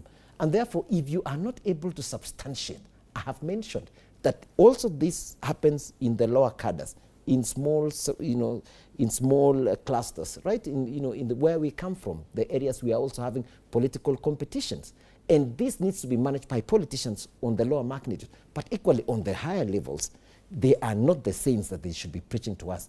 When you talk about even the finance bill, they know what they did. Even the statements that Gachagua has been making all this time through, they are all, aimed, and sometimes they were even created by them so that they can be able to create emotions in the country. I know you'll ask me substantiate, but it goes in as far as you can see from that perspective. Sometimes they say that we know who have been instigating these kinds of violences. Mm-hmm. Just briefly, before we continue with the news, I just wanted to ask you, for the optic purposes, we have Dr. Mbai, who's mentioned, of course, Kagushia, and the way, they came, with all these security officers hooded to arrest him at a media station. Very quick and swift, yet there is such a, glacial slowness in arresting, Peter Kaluma. One will wonder why, because this is the same incident that we know everyone is accused of inflammatory remarks. But why the preferential treatment to one member of parliament against the other? This is what people are also wondering. Just briefly. One thing I don't understand, and I never agree with, there is the president of the country, however he came, whatever the problem is. Who came up with this word Kasongo? Can you not call him President Ruto or whatever else? Why must you always call him Kasongo? Raila was called Mganga, but with not the same venom. So the situation that we are saying here is this. the youth, you can't say that Sufria movement was brought by one or the other. All over the world it is seen. It was not only here. It was in India. It was in. But you're not answering my question on the preferential treatment. Preferential. Yes. I'm coming to that. I'm coming to that. When this thing happens, it is going to bite you in the back. You're creating a monster that you cannot control. Because this is what's happening. Today, it is Koluma. Tomorrow, it's going to be somebody else. And the issue always has been that there is no equity in politics. And I'm very sad, I know Koluma for a long time. And to say things like what was said is not good. It has broken the Luo community. It has broken what was left of ODM. Even elders of the Luo community are saying, you need to apologize. So why the favoritism, I do not know. But do remember, there are people in this country who were even accused of murder. And some of them are, okay, one has been now taken to court. But you know, it takes so long. If you go and steal a chicken or even 2 eggs, justice is sweet and swift. Here we have a problem that there is no what is it called? There's impunity. So these guys who are walking around as impunity, these photographs you saw in the papers, it's given them more strength. Hey, when I was on the first page of the Nation, did you see me? Yeah, it makes them makes them into gangsters, and that's what we are finding ourselves. We are going to be in Haiti, right now in Kisumu. Now they don't even bother. It is such a case where the people walk openly, robbing people, hitting them on the head, you know, and stealing from them. So the problem, as fortunately, is this. At this present moment in time, the president of this country, President Ruto, his system, his executive are in force. Whether it's Murkomen, whether it's the IG, whether it's the director of they need to be independent and take action across the board. If you don't do one, of course, this is a monster you create. Right. Yes. All right, we'll come to Dr. Just briefly. Now, but one thing. Oh, yes. I did tell you that if you look at it, when I ask people who's the best president case Kenya had after Moi, after Kenyatta, whatever, they say Kibaki. Do you know how many people in the Kibaki regime lost their lives? Do you know? There were so many. All right. Mukiki, just after 500 Mukiki lost their lives. Hang on with that thought. Hang on with that thought. Yeah. Now, for many communities, access to security and government administration can be determined by something as simple as distance. A police station that is too far away can delay reporting an incident, while inadequate administration offices can make it difficult for residents to raise sensitive family and community issues.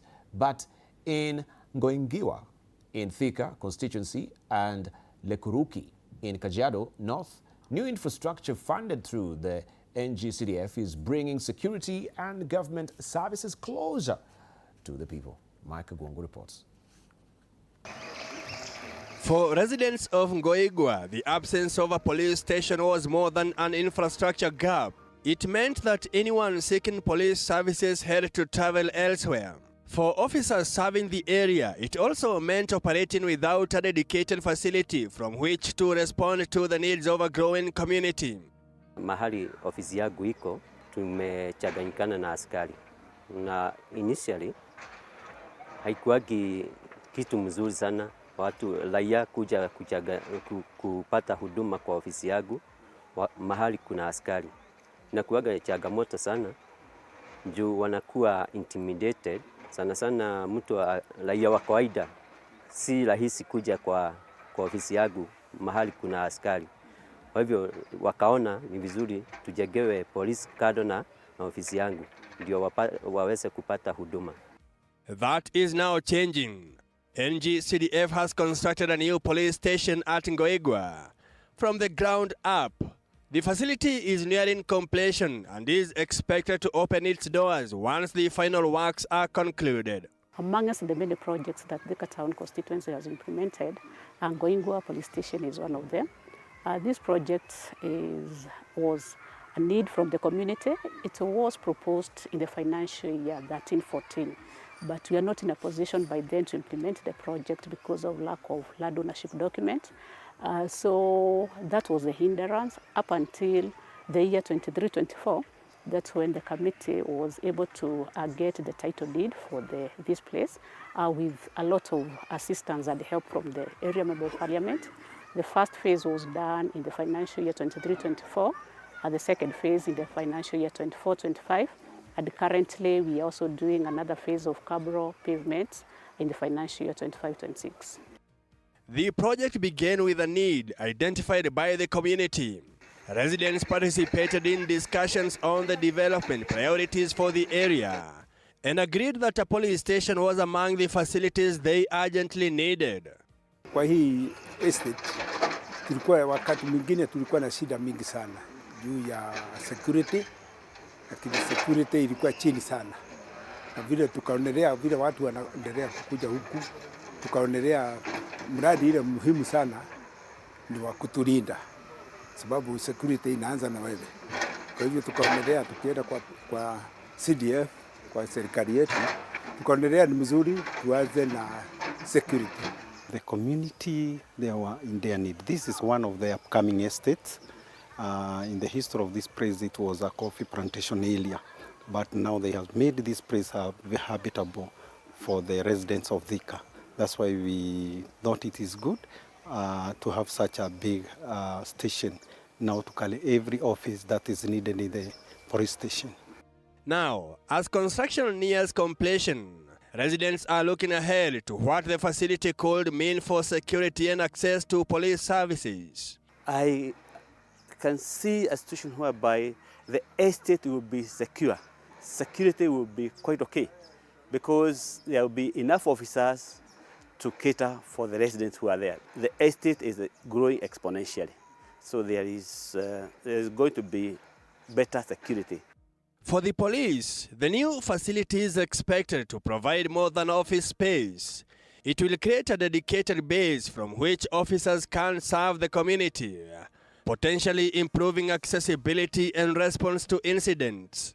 Tukiwa na station kama hii, tunatarajia pia tutaongezewa askari na tutakuwa na gari. Kitambo tulikuwa tunapewa gari kutoka Thika na askari kutoka Thika inachukua muda. Kwa hivyo hata ikiwa mtu alikuwa amefamiwa, itakuwa shida sana kupata huduma ya askari, lakini wakiwa karibu huduma itakuwa rahisi. NGCDF will basically do the project in education and security. So if you do not have security of an area, then it means that you're going to lose it all. So as NGCDF, we are focused to make sure that our security staff are comfortable in the places that they work in, so that they can also be in a position also to take care of the residents. So this was a very clear need from the community, and as I said, it started in 13-14, but you're proud that you have come this far. So having this project in place, I believe it is a milestone for all of us. But the need for accessible government services extends beyond policing. In Lekuruki, Kajiado North, the challenge was administrative.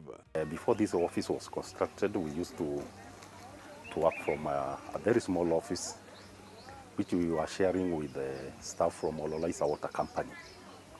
And during that time, most of the people were very fearful. They were fearing to give their information because there are other people who are listening. For residents seeking help with family disputes, grievances and other sensitive matters, the arrangement offered little privacy.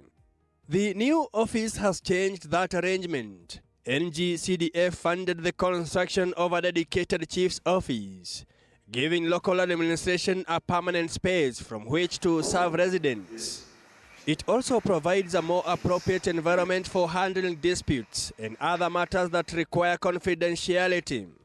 Ile manufaa ambao watu wamepata kutoka kwa hii ofisi ni ya kwamba hata wakikuja wapate chief, kile ambacho kilikuwa kimemleta anaweza ambia chief bila watu wengine kusikia. So chief anakuwa na kazi rahisi ya kujua mambo ya insecurity na mambo zingine nyingi sana.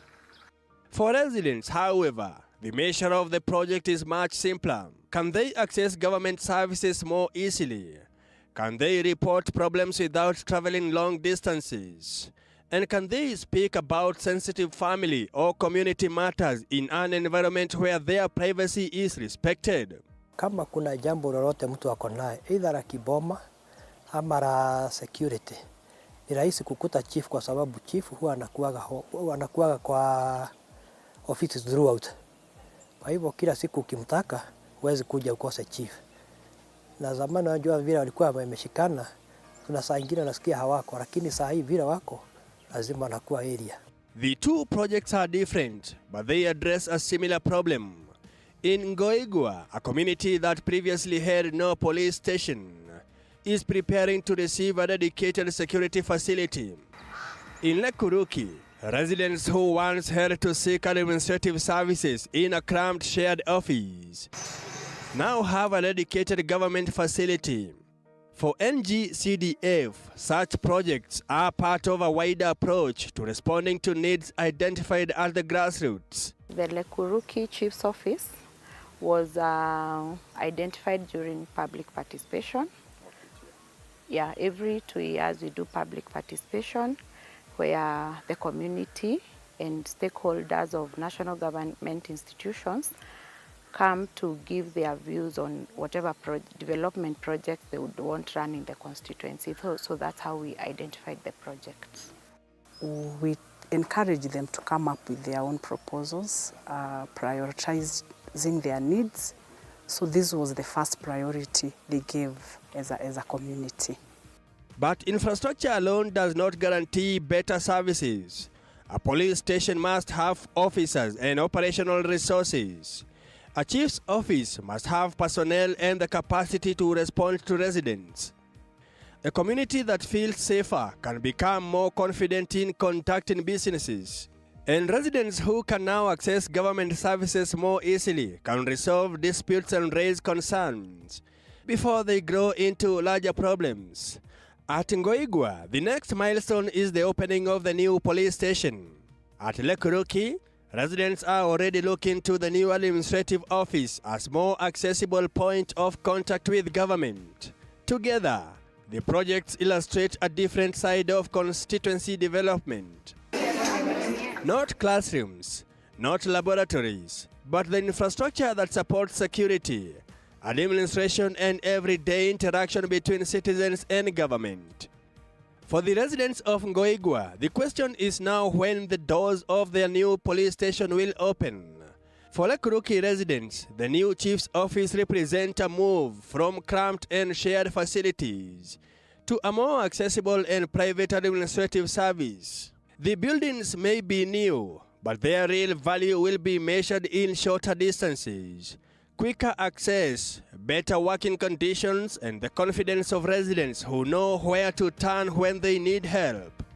Because at the grassroots, security is not only about policing crime, it is also about making government present, accessible, and within reach. Mike Kagwango, TV47, Kajiado County.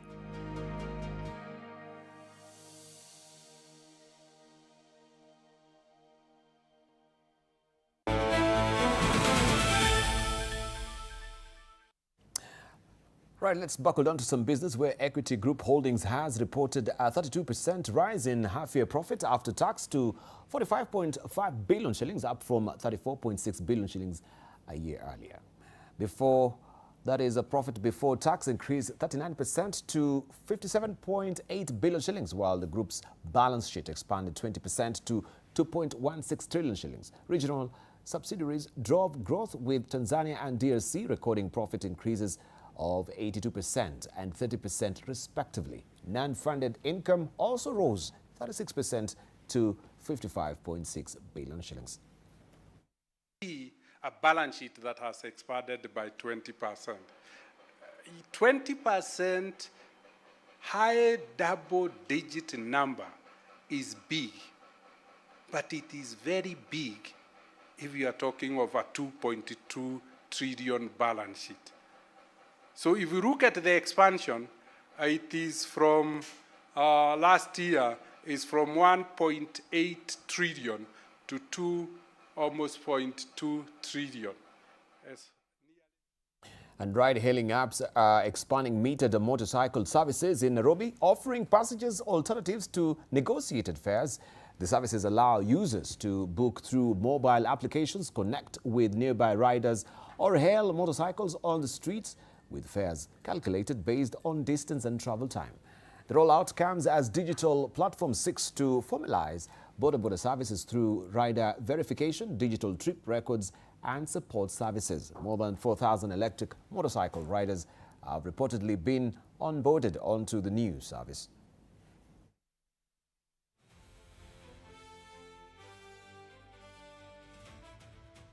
Kenya's interior furnishing sector is recording double-digit growth in consumption driven by construction, property renovation, and rising demand for specialized products.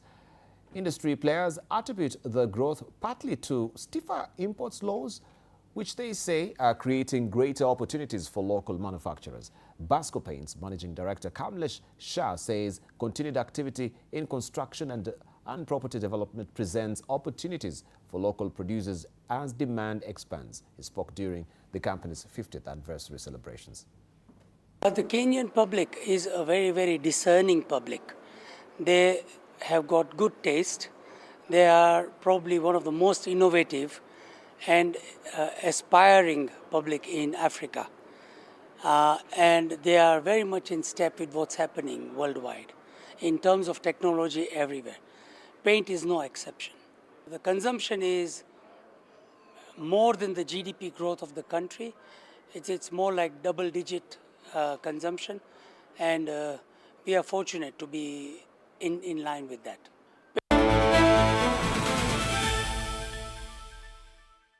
To some sports now, where Sports Cabinet Secretary Salim Mvurya has inspected the ongoing construction of the Talanta Sports City Stadium in Nairobi, as works on the much-anticipated state-of-the-art facility enters a crucial phase. The stadium is scheduled for completion by November, with the modern arena expected to play a central role when Kenya co-hosts the 2027 Africa Cup of Nations alongside Uganda and Tanzania. Mvurya's inspection comes as the government steps up efforts to ensure the facility is delivered on schedule and to the required international standards.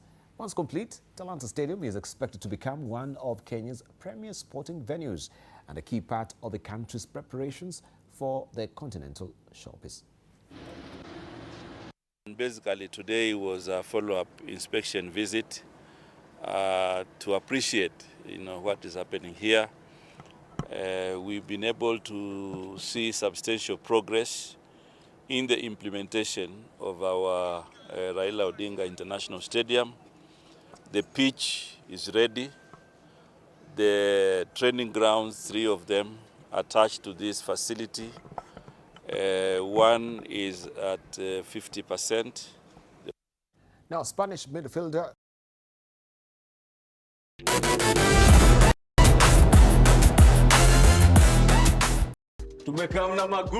Every Sunday afternoon, it's the ultimate omnibus. All your favorite shows, back to back, all in one place. From the laughs of Ni My Guy, but baby, don't argue about Mwangizi. Mwangizi, calm down. To the conversations on Vuta Stool.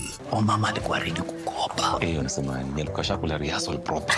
Rehearsal. The drama of House Number 9. Okay, let's go down. Down. No, so venye unafanya. And the connections at Connect In. You're selling fear at my lobby. What is the man? Dream big with a bed sitter and a dream. Tutumie ni lion. Tap. Are you begging on the internet? And speak your mind with Unmuted. Oh my God. And when the evening arrives, it's time for the king of comedy talk, Dr. Ofweneke tonight. My God, this was the best idea ever. All your shows, all your vibes, all in one place. Don't miss the Omnibus every Sunday from 2:30 p.m. on TV47. Tuesdays at 8:30 p.m. You have to be very careful. Fake money can kill business. Yes. Na leo mkorada yangu. Small money, kapesa kadogo, big behavior. I only have big notes. Alikuwa anatafuta courage. Yaani nafaje kutengeneza kachumbari na manyanya zinakaa hivi? Ona kiki ni kama kiwaru. Hiyo ni tonga commitment to the lie. Commit. Ndio hiyo. All right, that's all she wrote. We take a short break. We circle back with our discussion now with our panelists. Moving on. Don't go away. Still holding court with Shakil Shabir, Member of Parliament, Kisumu East. Also with us is Dr. Peter Mbai, who is the Secretary, Planning and Economic Affairs, DCP Party, and Bernard Kitur, who is Member of Parliament, Nandi Hills, also the Chair of the Constitution Implementation Oversight Committee in the National Assembly. Don't go away. You're watching TV47 Prime.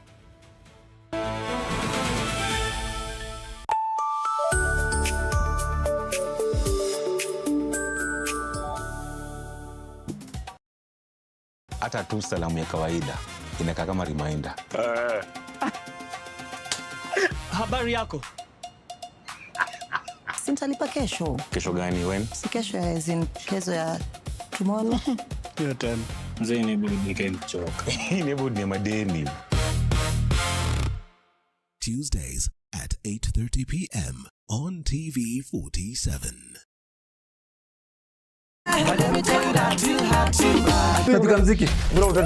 Oh my God, ladies and gentlemen, it's such an amazing evening. And can you feel the fire right in your house? Right on Dr. Ofweneke tonight. You know, when you choke, you have choken. Done. Are you a cheater? Dr. Ofweneke hata kushika kundi. Why would you bring somebody on this show who does not recognize my title? You are the guy. Thank you, sir. When are you vying for presidency?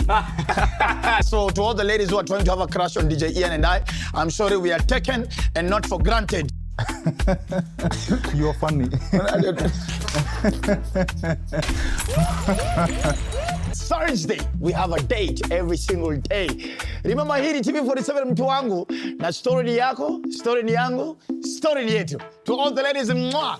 To all the men, you can sort yourselves out. Yeah!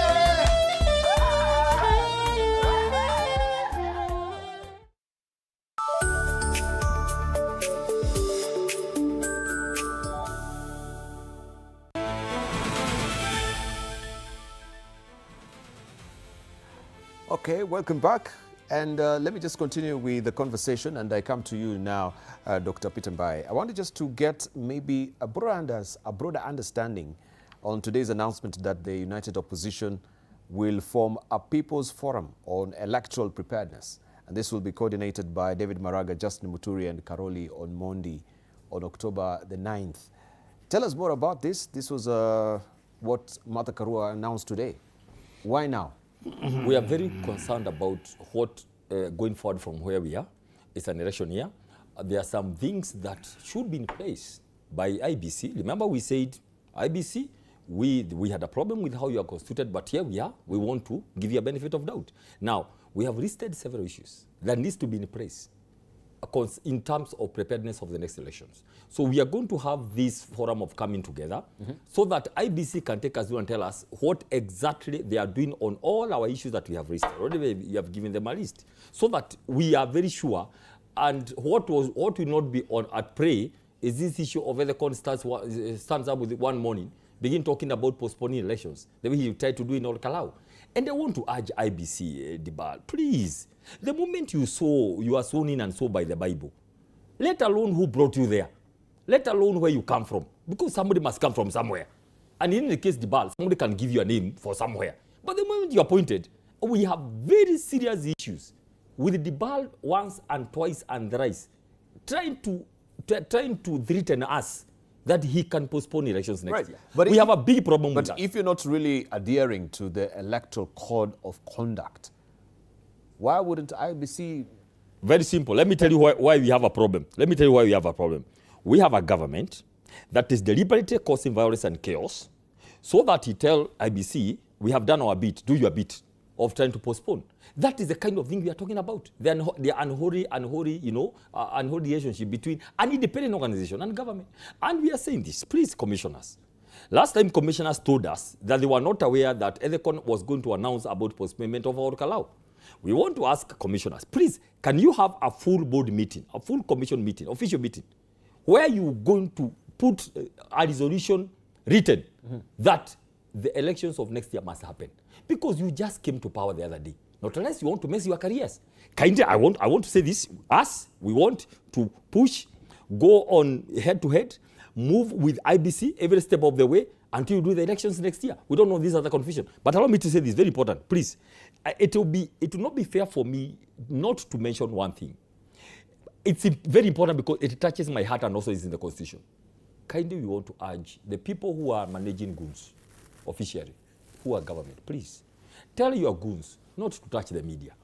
Media was attacked in Nakuru. Media was attacked in Olkalau. Media was attacked in Homa Bay. Please, at least tell them, boss, okay, if you must attack people, attack the opposition people, because media has nothing to do. They actually, most of these media people, they are neither in opposition or government. So please, that's important. But number two, quickly. We saw the bishops today in State House. Just mentioning quickly. And normally, Debarl, you and I know, when there is such a meeting between the president and such people, there is a communique on this is what was discussed. We just saw photos. So my hope is the very good bishops sat down with the president and told him, people are saying, you are the commander-in-chief, the buck stops with you about violence. And they told him, Mr. President, there must be elections next year.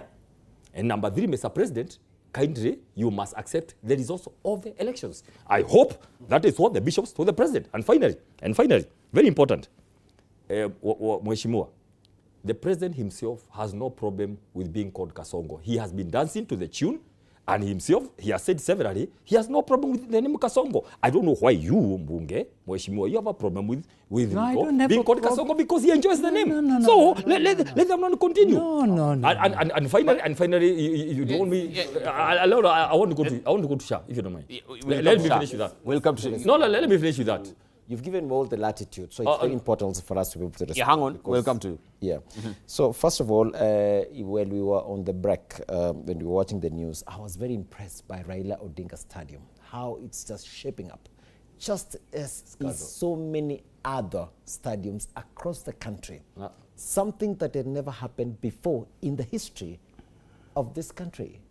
To have such a stadium of that magnitude, the last one we knew was Kasarani Stadium in the 1980s. And therefore, these are some of the things when I watched the news, I was very excited. Actually, that Kenyans are seeing development happening every corner of our country. Of course, I don't want to talk about the issue of education. I don't want to talk about, there are quite a number of things. Nonetheless, you mentioned something to do with, there's something that is talked about IEBC, and that could not, escape my hearing.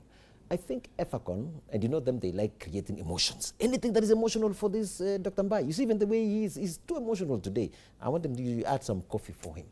Dr. Mbai is usually very, very incisive, but today it's a bit emotional. And he was talking about that EFACON did mention that they were going to postpone the elections, the by-election. He had said if what he was observing, because of the stiff competition that was happening in All Kalau, he had said that then he might be forced. If he will see that the will of the people of All Kalau will not be executed as such, then he was going to postpone the election. The election was not postponed. The minister, the cabinet secretary in charge of internal security, did mention that the election will go on. And he did a meticulous job to make sure there was proper security for the IEBC to be able to do their job. The same way the cabinet secretary for Interior has also stated quite unequivocally, and even the President of the Republic of Kenya, that we are going to have an election in next year, a peaceful election. There will be enough security to be able to make sure that every Kenyan, exercises this very important right for themselves. So, Dr. Mbai, please don't create so much fears over nothing. The aspect of United Opposition coming together, they want to say, they have some raft of issues they want to raise. I'll tell you, Debarl, it's just nothing. It's just that they were trying now to get, how can they come together to be able to get a formidable force that can face off with William Ruto, who is in broad-based government, very organized. We are so organized. We have a leader, we have a captain who has been able to deliver his mandate that he told Kenyans in 2022. Slow but sure. We've been implementing, and many times we go to State House, we review where are we, what is it that we are still lacking, what is it that we need to do to be able to finish within this period, and what do we do in the next time when you are going to be. So what they are trying to do right now is that they are trying to use IEBC as a way of bringing together up, of course, notwithstanding now that Ndindi Nyoro has also come up with his own political party. And therefore, there's a lot of jittery among us. That's what I wanted to ask you. Now, when you say that, he's a formidable force himself in 2027, correct. He's not shaken at all. There's a huge hemorrhage, from the UDA party to DCP and other also parties as well. Don't forget, even, Nyoro is one of them. So we want to just talk about it. Perfectly so. Will the UDA party remain as UDA party, especially also in Mount Kenya region? If other parties are mushrooming right now and people are going to other parties like DCP as it stands right now? Perfectly so. It is only one region of the country. So even when Ndindi Nyoro is now appearing where DCP was building up, the only hemorrhage that is happening is only in one region of the country. Don't forget that also UDA right now has the entire broad-based on it. We have the entire, every part of the country is any reasonable Kenyan. So by the way, any reasonable Kenyan, many of whom even come from the central, all of them, they look at what President William Ruto is doing, the stability that is in this country, and the project and the direction in which we are taking our country. Many Kenyans appreciate, and trust you me, you might be shocked on the number of silent votes that are going to come from Mount Kenya. So is Ndindi Nyoro also a political operative of Dr. William Ruto, meant to now split the Mount Kenya block as it stands right now? No. Ndindi Nyoro has a right. Just as even I have also a right. So even if I have to have a political party, everyone has a right to have a political party. Why would you want to insinuate such statement? Ndindi Nyoro is an independent politician. Because I can see you're very sanguine and optimistic even when you're talking about Ndindi Nyoro. No, Ndindi Nyoro is a friend and is my colleague in Parliament. And I saw he's got a very big rally today in Murang'a. And so I was just thinking, of course they will split the vote of the entire Mount Kenya. I can tell you that without blinking an eye. That's going to happen. And so in my view, there are many Kenyans, even from the mountain, who will want to still align in the cogent plan of President William Ruto. Honorable Shabir, what are you reading? Especially Debarl, I'm an independent. Yes, you're an independent. For now 2 terms. I've been in ODM for 2 terms. I've been independent 2 terms. What I see is this. And you're still going to run as an independent? Yes. We were 12 independents. 10 were taken over by UDA and KK. 1 went over to ODM. And 1 solitary man stood. That's me. I see, when you're talking about this and that, you're going to see many, many more independents coming this time. Many. Because many are liked by their people, but their parties are not liked. So you are going to find a lot of independents. Like in, I think, Zambia and other places, lots of independents. That's firstly what I see. Secondly, as much as you would want to suggest, I can clearly say this is not, truthfully, this is one of the worst parliaments I've ever been in. I say it because we are taken hostage. Executive is there, judiciary is there, the independent institutions are there. You can talk about it. I was in the, we spent time. I was in the Constitution Review Committee. We were tear-gassed even by the Moi regime and others. But we went along and we made sure that these independent commissions remained independent. Now we're expecting and we're hoping that these people to round about this time see that Kenya needs independent-minded people. And I think the president is the president of this country. He will run for 2027. And if he does, if he's able to convince his people, so be it. However, I want to tell you myself as a Kisumu man and as an independent, I have never seen so many skyscrapers in Kisumu.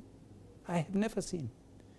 And I've been there since I was born there. I have never seen.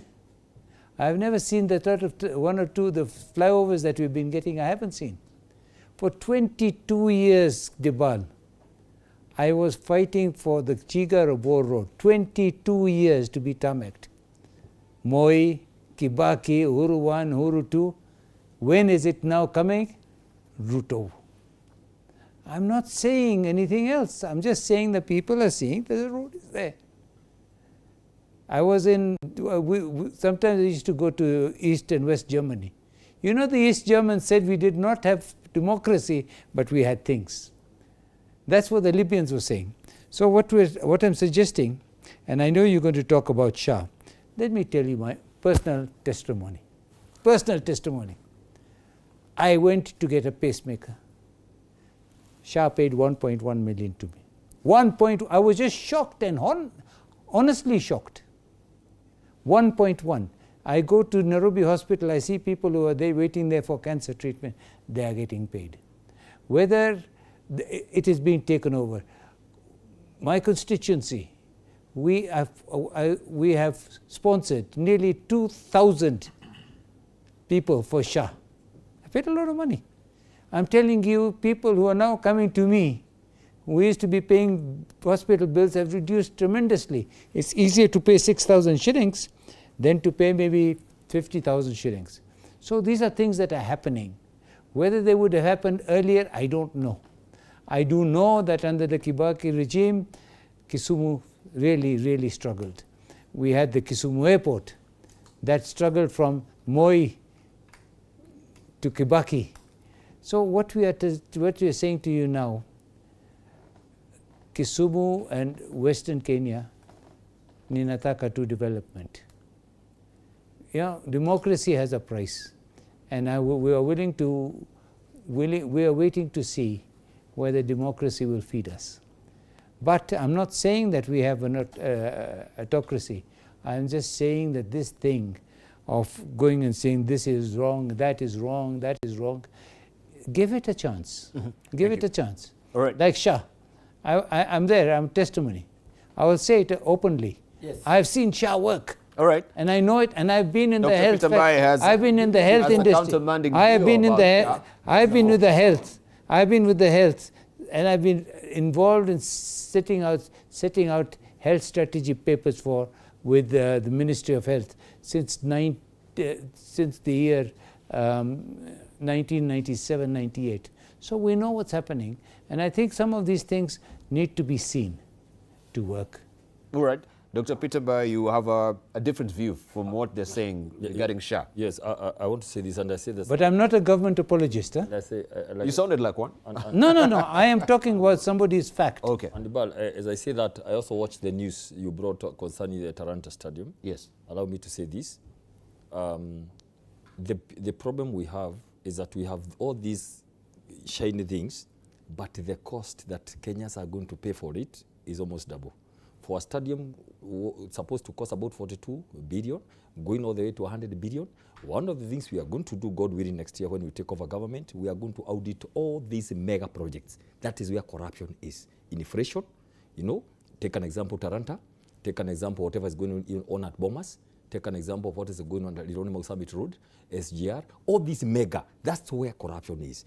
A cost of 42 billion, they're supposed to cost up to 100 we are going to pay, because of this securitization and all that. I pose there. So we are not excited. Now I pose. Let me proceed. I'd like to say something. Hang on. I'd like to say something. That was my. All of you mentioned. Today. Hang on. I wanted to ask. I went on the expressway. Yeah, it takes me 20 minutes. It used to take me 1.5 hours. Now it takes me 12 minutes. No, it is Peter. No, the question is opportunity. Okay. Opportunity cost and opportunity benefit. Just hang on. Social benefit. I wanted just to ask you, because we've had these stories time and time Over and again. Even when we saw Rigathi Gachagua coming in as a deputy president, he promised, that we're going to audit, the state capture and give a full detail of what really happened, blow by blow, itemized. We are going to have a committee on state capture. Yes, there was a committee on state capture. It's never really happened. Let me tell you what. This is another shaggy dog story you're telling us. That when we come, this is what we're going to do. Audit all these expenses at the end. Let me tell you. Audit there them. is only one CEO in this country. It is the president himself who said there's going to be a commission to investigate the state capture. The president, when he came in, because he wanted to ride on the same state capture, he couldn't audit anything. I'll give you a good example. The Loni Mau Summit, the first explanation that was given was that we cannot have a public road which is tolled. That is the explanation I remember very well. In October 2022, they gave for cancelling the French contract, right? 3-4 years later, they come back with tolling. For 30 years, 8 shillings a kilometer, add the amount of money without adding the kilometers, from about 150 to 200 billion, right? People are paying the normal tax on sugar and all that, the normal tax, payee, fuel levy and all that. Debarl, and I digress a bit. There's no way you can toll a public road without any alternative. This road was done by the late from President Moi, 1980, when I was 2 years old, right? So we cannot use a road for 5 years. Just come and scratch it a bit here, add 2 lanes here. No. And tell us to pay for the road. No. Can I say this something? Can I say something again here? No. Debarl, God willing, if God helps us and we take over the next government, I am as a senator for Nakuru, because that's the position I'm vying for. If I become senator and we get this government, we are not going to chase Chinese away. We are not going to rob them their money. We'll call them up. Come in. We are going to audit Liloni Mau Summit Road to the last coin. We remove all the inflation, all the corruption money. Then you tell them, guys, this is only public road. Listen, going to the half of Kenya, Rift Valley, all the way to Uganda, to DRC Congo, to Rwanda. You cannot toll a public road. We are going to take it the way Kibaki did with Thika Superhighway. We are going to take alone as the country of Kenya. The road must be free. I will not accept Debarl. Because when you toll a road, listen, you need 1,200 to come from Nakuru to Nairobi. You need another 1,000 to go back.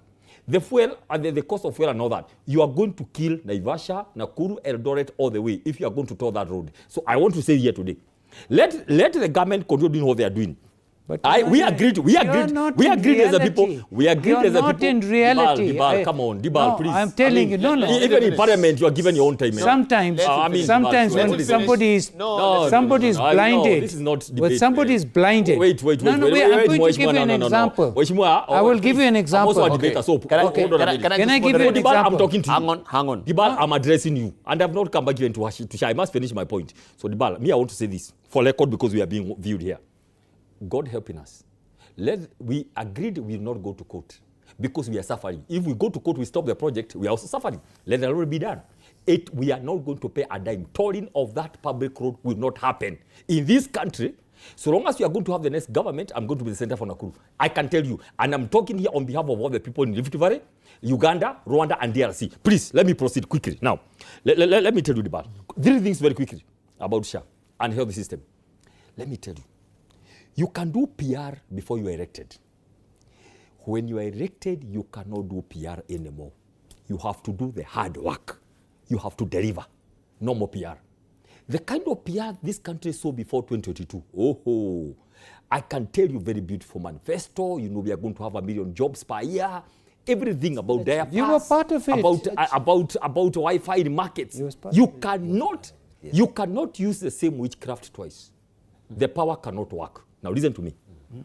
What I saw here yesterday, I was just watching all the TV stations and there is this thing. Those things are very good when you are looking for votes before you are elected. When you are elected, you want to see results. 3 things quickly. Number 1, the Auditor General told us, not us saying, please, don't blame the Honorable Rigathi Gachagua. The Auditor General said 2% of all the corrections from SHA, they are being paid to a private company with headquarters in Dubai. Meaning there are some guys, they are sipping wine, who are waiting for the 30th of the month to get money that poor people are being taxed by force. Debarl, you could be having a medical cover today. given by your organization. The president But you have is to on pay. record discounting that. Wait. Go discount the Auditor General's report. No. Listen, by the way. And by the way, let us... Questions that were raised during... Debarl, I'm an expert on leadership and governance. Do you know what happens? When Auditor General report says something, you cannot go to a rally or a barrio to go discount it. You can't. Because you had a chance. Auditor General asked a question, where is this money going? Nobody answered. Nobody could say where it's going, but it could be seen, it is being siphoned from there. Now, there's some more money. Any institution that is being paid money by SHA, some percentage is being deducted. Number two, quickly, Debarl, let's talk here because we are Kenyans. If SHA was very good, why is it that the men on the top are on private covers? The president, cabinet secretaries, principal secretaries, or the parastatals are on private medical cover. How can you come and sell me something which you don't consume? It is just a matter of you go perish there with something which is not working. But me, us, because we are the big boys, and the other one, because, so that I can finish. That look very quickly. Now listen to me. Say quickly, but I was called by some family in Bahati. Maybe next time you just call him and leave us. In Bahati. No. Just finish. Debarl. They were fundraising for chemotherapy for a patient. Which is absolutely untrue. Then I asked. Untrue. Are you on SHA? They said out of 18 sessions, SHA is only doing 2 sessions. You know, my friend. So listen to me, Debarl. All right, thank you. So the question is this: what is the purpose? What is the purpose of this SHA thing? If somebody dies, they can't pay for you because you are dead. We have to go for days and you are dead. Debarl. You pay only a percentage. SHA is not working. It's a scam. Shakil is a I'm a testimony. It's a scam. No, it isn't. SHA is a scam. Okay. Listen, okay. Hang on. Let me talk to you about. Let me talk to you about SHA. Let me come to and cancer. Hang on. Let's go sequentially. Then you will come. Yeah. Now, it's time. this is a very interesting conversation, and just as someone has been saying, just give me 2 minutes, I'm done. 30 seconds, I'm done, and they speak the whole this time through. Let me pick it from just where he's left. To begin with, when you talk about SHA, myself, Debarl, I've also used SHA. I also have a private cover that was done by Parliament, but when I go to the other hospitals, I had a problem, a small procedure in my eye, and it was paid for by SHA. I am deducted quite some amount of money. That is why it's called universal health coverage. That if I don't use, someone else can also use. So all of us as a country, each one of us, if you are able to pay higher premiums, the other one is able to pay less premiums, we can all work together. And by the way, since Kibaki time, the issue of the universal health coverage has always been a desire of every government. Kibaki tried, he didn't make it through. Uhuru tried, he didn't make it through. William Ruto came, and he did it so well by bringing all leaders of our country to be able to craft this SHA thing from nothingness with very cogent, strong leadership. And today, the president was still continuing to audit this amongst the Kenyan population. And you had the questions, the insinuations. Somebody says, they just build stories. Oh, this doesn't work, that doesn't work, the other one doesn't work. And when a call is made, the lies just simply shed off. So the same thing that I can feel, I hear one of the panelists here, very emotional for no reason. SHA is indeed work. And I want to thank President William Ruto. If for anything, Kenyans will remember him for it. Of course, they have had challenges over time. Even like, I think last year, the president actually did make a pronouncement and said, yes, I feel what cancer patients are going through. The limits that had been put was slightly lower. It had been increased, so it was waiting for the budget which we passed, and now the limits have been increased. Talking about the highways, and it is so sad that Kenyans were paying debt over road that was going to one region of our country that is almost dual all the way. But when you look at the economic benefit, it was only tending towards one place, paying all the debt to one place. We are happy. Those of us that come from the Rift Valley, those of us that come from the western region of this country, those of us that come from Nyanza, if we will have an opportunity that we will not be sleeping on the roads for 2-3 days during the holidays because of the huge traffic that happens when we are not able to use a road, that I can hear a senator from Nakuru, potential senator, of course, I pray for him. He's a good friend of mine, but of course I wish that You've already prophesied. right? Well, that was a statement. But he's a good friend. You've already confirmed. The thing is, that road, we need it. Go to the developed countries, Debarl. Kenyans were saying here that we don't want to be taxed anymore. That is why we've been passing budgets, like the finance bill, the previous finance bill. Literally, we were not able to increase nothing in terms of the taxes. So where are we going to get the money to be able, we need these roads to be made. Go to developed countries. You will find in developed countries, they are tolling. Sometimes you drive, at some point you are being told, now from here up to this particular place is tolled. You toll it. And what happens is you look at the opportunity cost, the economic benefit that he talked about, because right now, sometimes you look at the expressway. Sometimes there's a huge jam in the expressway itself. Besides the fact that it's assist, you pay, but you know, there are so many vehicles that pass through that because it eases the time frame that you spend. So in my view, if the development of a region will be advanced by that, and these ones that they talk about, they keep saying that, oh, there's a high cost, and those are insinuations. Those are emotional stuff.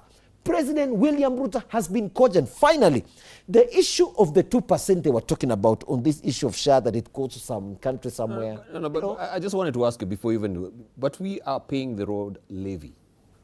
Correct. Why then do we need the tolling?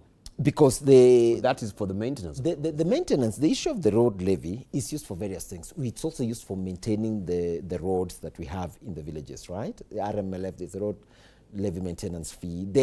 It's actually spread into those 3 or 4 government agencies that handle the issue of the roads. So on this specific one, it is a financial, and of course, I'm well aware NSSF also gave a contribution, you know, and various financial bodies came in and provided the funding for the making of that road. And by the way, contrary to what also had Dr. Mbai talking about that they just scratched the road, there is an amazing work going on. I want to ask all Kenyans, go see the work that is happening between Mau Summit all the way to from Limuru to Mau Summit. An amazing work going on. All right. Right.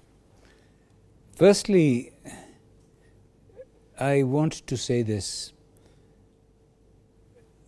Cancer is a big problem. Every single person who's on SHA, whether they pay 300 shillings or 35,000 shillings like I do, have got, it was initially 900,000 shillings. Now it's 1.2 million. Meaning every person can get one PET scan a year. PET scan, you know, it's cost about 100,000, 70, 80,000. Something we never heard of. They are then getting what is the cancer medicine, which costs 50,000 a month for 12 months. Doesn't matter whether you are who. If you've gone through the cancer center and whatever, please go to Nairobi Hospital. Please go to Kenyatta. Please go to some of these hospitals, and these people are getting cancer treatment. They are getting, and it's being paid for. That's one. The other issue, of course, is I'm saying to you with conviction that SHA works for me, not for my pacemaker or whatever, but I was just astounded. 1.1 million for SHA, you're joking.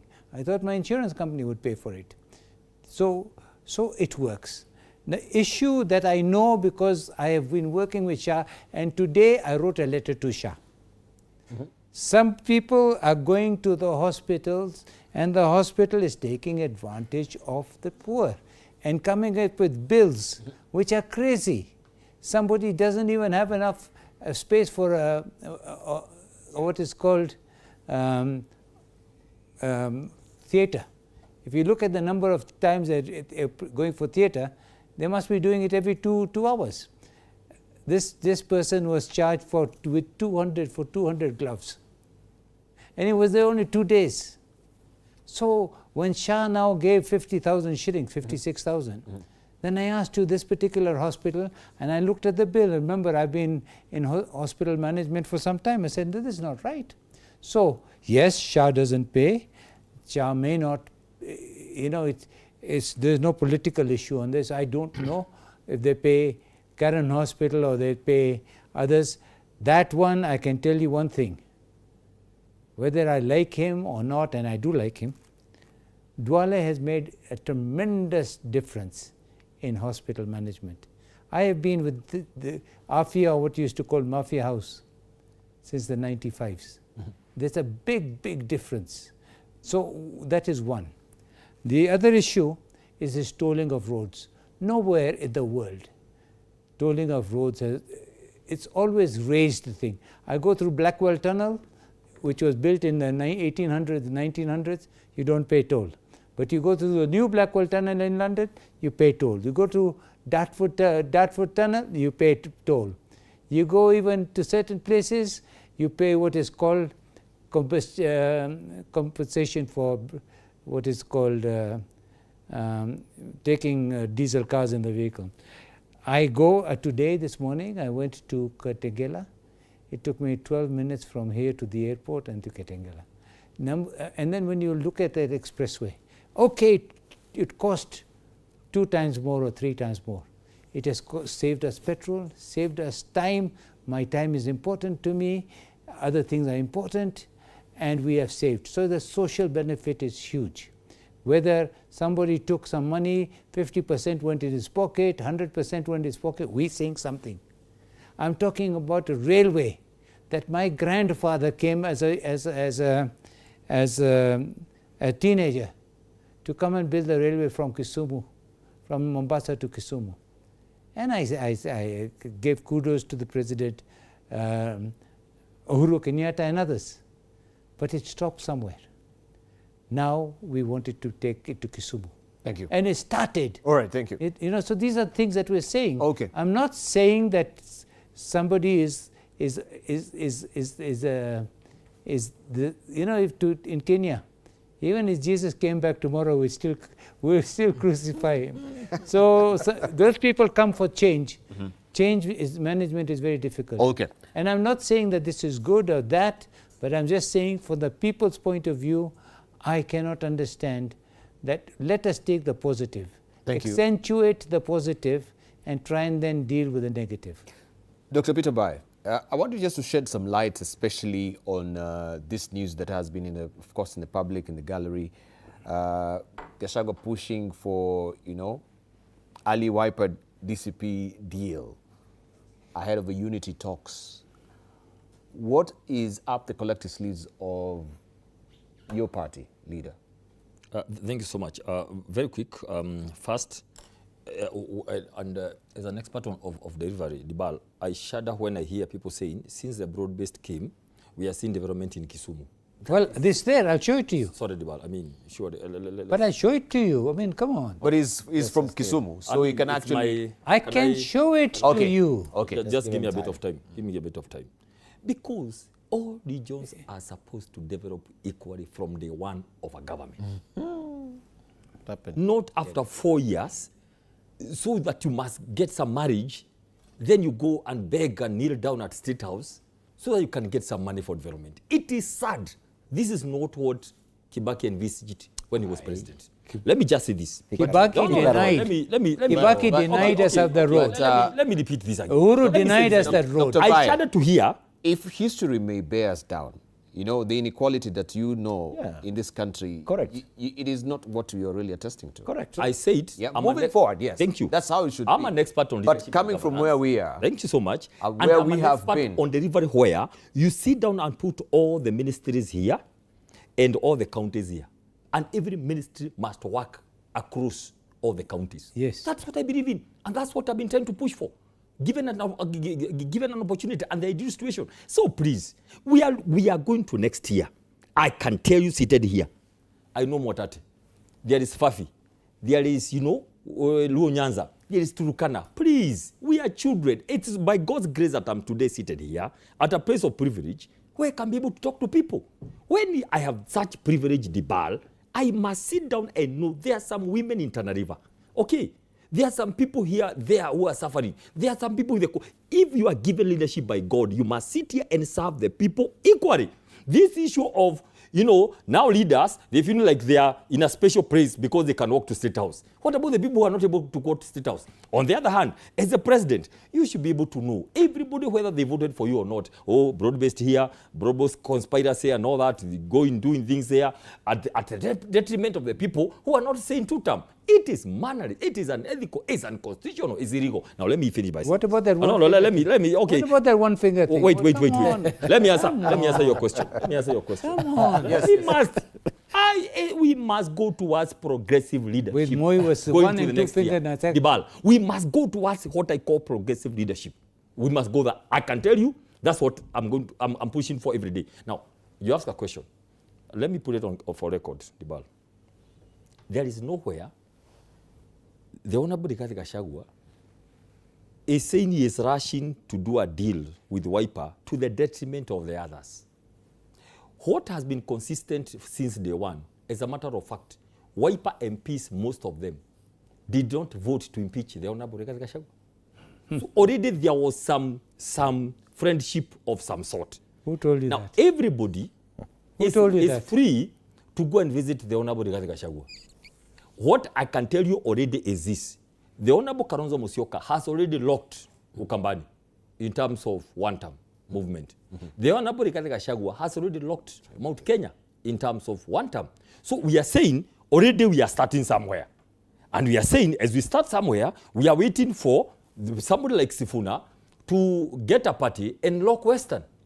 And that party is expected to lock Western, Luo Nyanza, and Kisii Nyamira. For example, we are waiting for a party to come up from the Miji Kenda to come to the table. We are going to have our partner party from Northeastern and Rift Valley. We have already a working relationship with the Maasai and all that. So I want to quickly just clarify. So there's no other deal. No, the deal to be very clear would be all the people I've mentioned. When they solidify their basis, they will come to the national table and say, "This is what I'm bringing to the table," and then we have a plan about our lineup. Okay, I forget. Is Honorable Mwengi Mutuse a member of a Wiper party? To my collection, I need to be. Is he not? Is he or he? I need to check. I'm not sure. I don't want to say. I'm sure. Because you said, of course, he is locked. He's locked the whole of Kambani. No, wait. It was the chap. I said many of them did not vote to Okay. impeach Can I the Honorable please answer this one? I didn't say all. Can I answer this I one? didn't say all. I Can said I some of answer them. this one? And because It of is very that, simple. already we are starting from somewhere. No, it is very simple, my friend. We have the handset. And nowadays, if you come to Parliament, I hope you do. I pray that you can try. We have the handset. When you vote, your name is there. When you abstain, your name is there. Come, I'll give you the list of who voted on the impeachment, and you see how many were there. Okay. And then finally, let me tell you this, Debarl. The presidential aspirant is Musyoka. Whether they will talk, whatever they will talk, it's Musyoka. And that is the way it is going to go. But don't for 1 minute try and tell me that so-and-so did not vote. Come on, it's there, it's written there, black and white. Debarl. Black and white. Yeah. So Debarl, I am very... Question is, who took the money? I'm very surprised today by this, by the conversation by Dr. Mbai regarding their plan on how they want to ascend to power in their dream. Their imagination is as confirmed as any other, that you tribalize a community, bring in tribal parties, say that this party is going to lock this region, bring this party tribal, lock this region, bring another tribal party, hoping it will lock another region. Whereas on our end, it is a national party. And it really surprises me when I hear him trying to deny the fact that the previous presidents that have been in power, unfortunately, have always taken development programs to one particular region of this country. It is only at the time of President William Ruto that every part of this country has seen fair redistribution of resources and development. I will tell you without blinking an eye, straight to your eye, Debarl. I come from Nandi County. We were banished and punished. You know, there's you're banished and you're punished for the fact that probably the deputy president of Uhuru Kenyatta came from the region, and particularly Nandi. We had no tarmac road for literally 10 years. If, like in my constituency, the one and the only road that we desperately needed was never done for 10 years, and people suffered. Whereas when you are in some part of this country, literally the roads are going right into the villages. And when you look at the debts that we are paying actually related to most of the roads, that even President William Ruto, in his fairness, did not even stop. He came and finished all those roads. Unfortunately, even again, when you're talking about this particular region of the mountain, it secludes or it precludes some other, counties within that region. Therefore, today when I still hear a conversation of someone of a caliber of Dr. Mbai, a man I've always held him in high regard, talking about tribalizing, regions for political parties is quite unfortunate. Quite unfortunate. Secondly, you've mentioned a deal between the Wiper Party and the party of Rigathi Gachagua. Rigathi Gachagua will not let in. He will not let up. Unless, and of course, the Constitution will deny him that chance because he was fired. He was kicked out. He was by members of parliament. So that may not give him the room to maybe vie.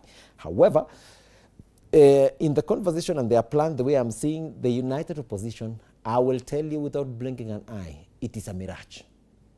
It will not happen. Finally, I want to appreciate today an independent-minded, is a chairman of APNAC in Parliament, very independent-minded. There are many Kenyans who are just like Mheshimiwa here. Because APNAC is African Parliamentarians. African Parliamentarians Against Corruption. He is the chairperson. And therefore, and he's also an independent member of Parliament. He's always very independent in his view of things.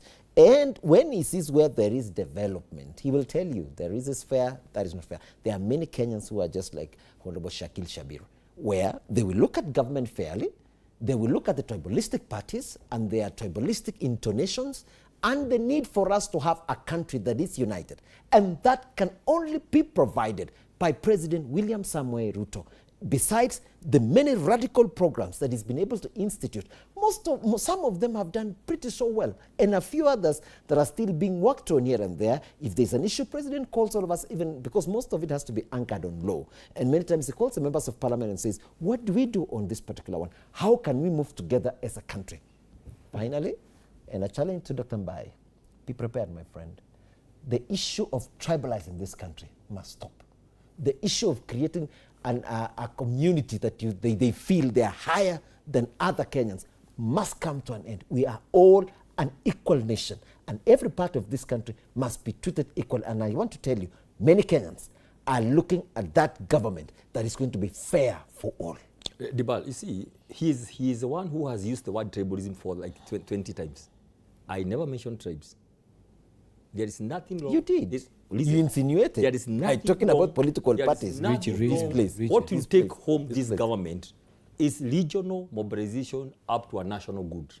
I want to repeat this again. Yes. That is what they fear, and they like that kind of thing of tribalism a lot. This system, like things of accusing others of tribalism, yet doing the same. I don't want to go to the details. They call people, tribal, you are tribal. Thinking that people are going to fear. People were born. Even Jesus was born into some community. There is everything good in belonging to a community. There is everything wrong in what I call negative ethnicity. That's what they are spewing every day, hoping it will work for them. Let me repeat again. Regional mobilization is where we believe DCP has no business going to field a candidate in Ukambani because there is a strong party there called Wiper. I want to say this from the word go. We have our cousins, Mijikenda. They have a party that they will come on the table. Yes, they will come on the table to come for the national cake. We are going to have partners from Rift Valley. We are going to have people, the Sifuna coming from the west and all that. I want to repeat again, we are not for negative ethnicity. We are for the strength of all the communities of Kenya coming together to share the national cake. That's what I'm saying. And this is what we are going to do, Debarl. We are not going to hide our MOU in the pockets. We will be very open to Kenyans. When Kenyans tell us, who do you want to run as president? Who do you want to run the running mate? Maybe PCS, never mind, it's not in the constitution. Maybe the issues of all the CSs. We are going to see the face of Kenya in our list of CSs, in our list of PSs. It's going to be by merit. People are going to sit down and agree which team do we want. Look at the face of the Kibaki's first government in 2002. You could see, you know, Tuju there, you know, Karisa Maida. People were from across the country, people who are professionals in their areas, and people who are supposed to work. So what this regime would want, Debarl, is to try to isolate one community, to say these people are Wakabira, then try to rally the other communities in one side to fight the one. Now, that's not going to be possible because Kenyans have the same challenges from across Tana River to Moyare. They have the same challenges on high cost of electricity, high cost of fuel, a corrupt system of SHA, the issue of education, which is neither here nor there. People are leading under corruption, looting, state capture, private interest in public programs. All the problems we have in this country is one. But let me pause by saying this, Debarl. I want to tell you again. I can tell you. We have written it down. We have documented. God helping us to take over government, SHA will die the first day. SHA will die the first day. I want to tell you this for record. We cannot have, listen to me, we only needed 700 million to expand NHIF. NHIF used to cater for patients even abroad, 100%. It used to cater for everyone. Are you serious? You come and spend 104 billion. You come and spend 104 billion, Debarl, over something which we are hearing scandals day after the other. Let me tell you something again.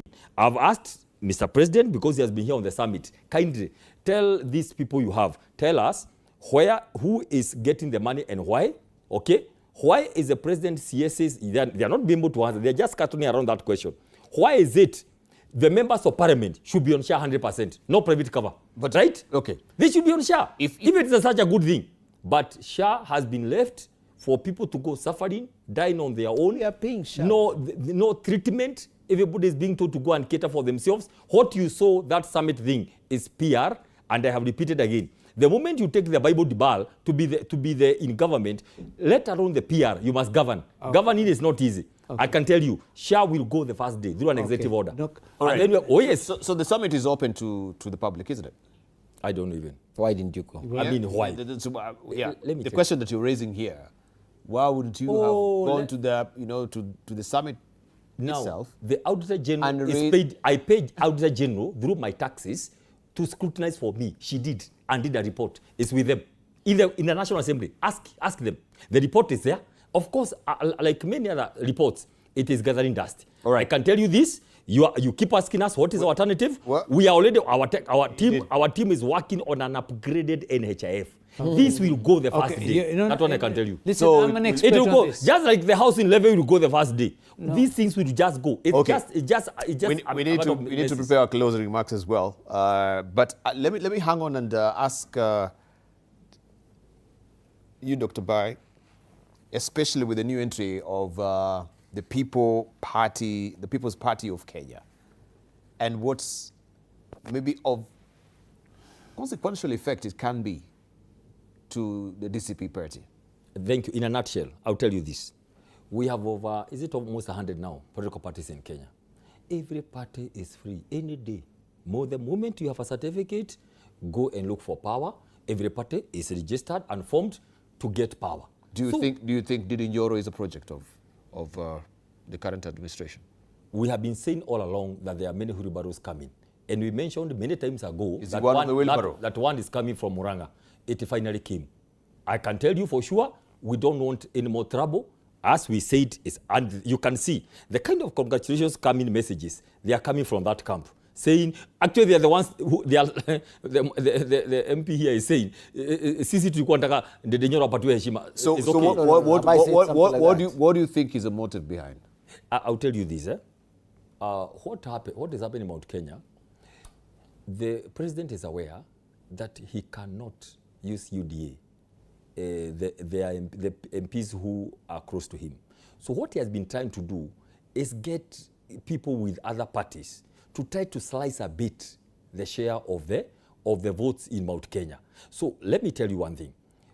I have been talking, I mean, when Didi Nyoro was the chair of budget committee, I was the head of a ministerial unit in the Ministry of Trade, Investments and Industry. And definitely we worked with him in trying to look for money, moving money. So it's a person I know. And I've been telling him, Didi Nyoro, if you asked me, with the kind of things happening right now 1 year to elections, your best bet would be join DCP, go negotiate for a position like CS National Treasury, or what you have been telling us here, you have a chance to implement as you plan for your future.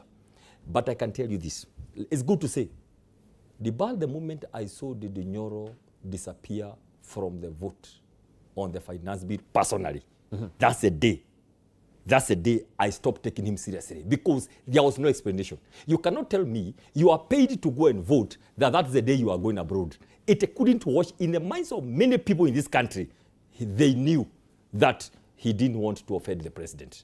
I'm just telling you what the mind of many people. So when we saw the party, another thing, very important, when Didi Nyoro was launching his party, there's something he said. He tried to show that he has consulted everybody, including the Honorable Rigathi Gachagua. You remember that? What he didn't tell you is what Rigathi told him when he consulted him. That one I can tell you today.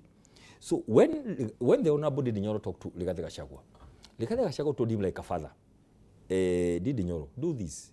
During times of war, people need to work together.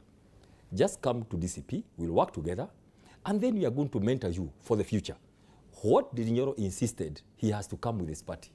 And he was told, firmly and politely, in that case, if you come with your party, it will be like any other opposing party in the mountain. He was told as much. So he was told, if you come with your party, of course DCP is a party, we cannot have that thing. It will be like any other party that wants to field the candidates. So you'll be our opponent. That one he didn't say. And then it was left at that. The next time we see Didi Nyoro is launching his party. Does he have the right to do so? 100%. Does he have the right to field the candidates across Mount Kenya and this country of Kenya? Of course, yes. Just like our partner parties in opposition fielded the candidates in Olkalau.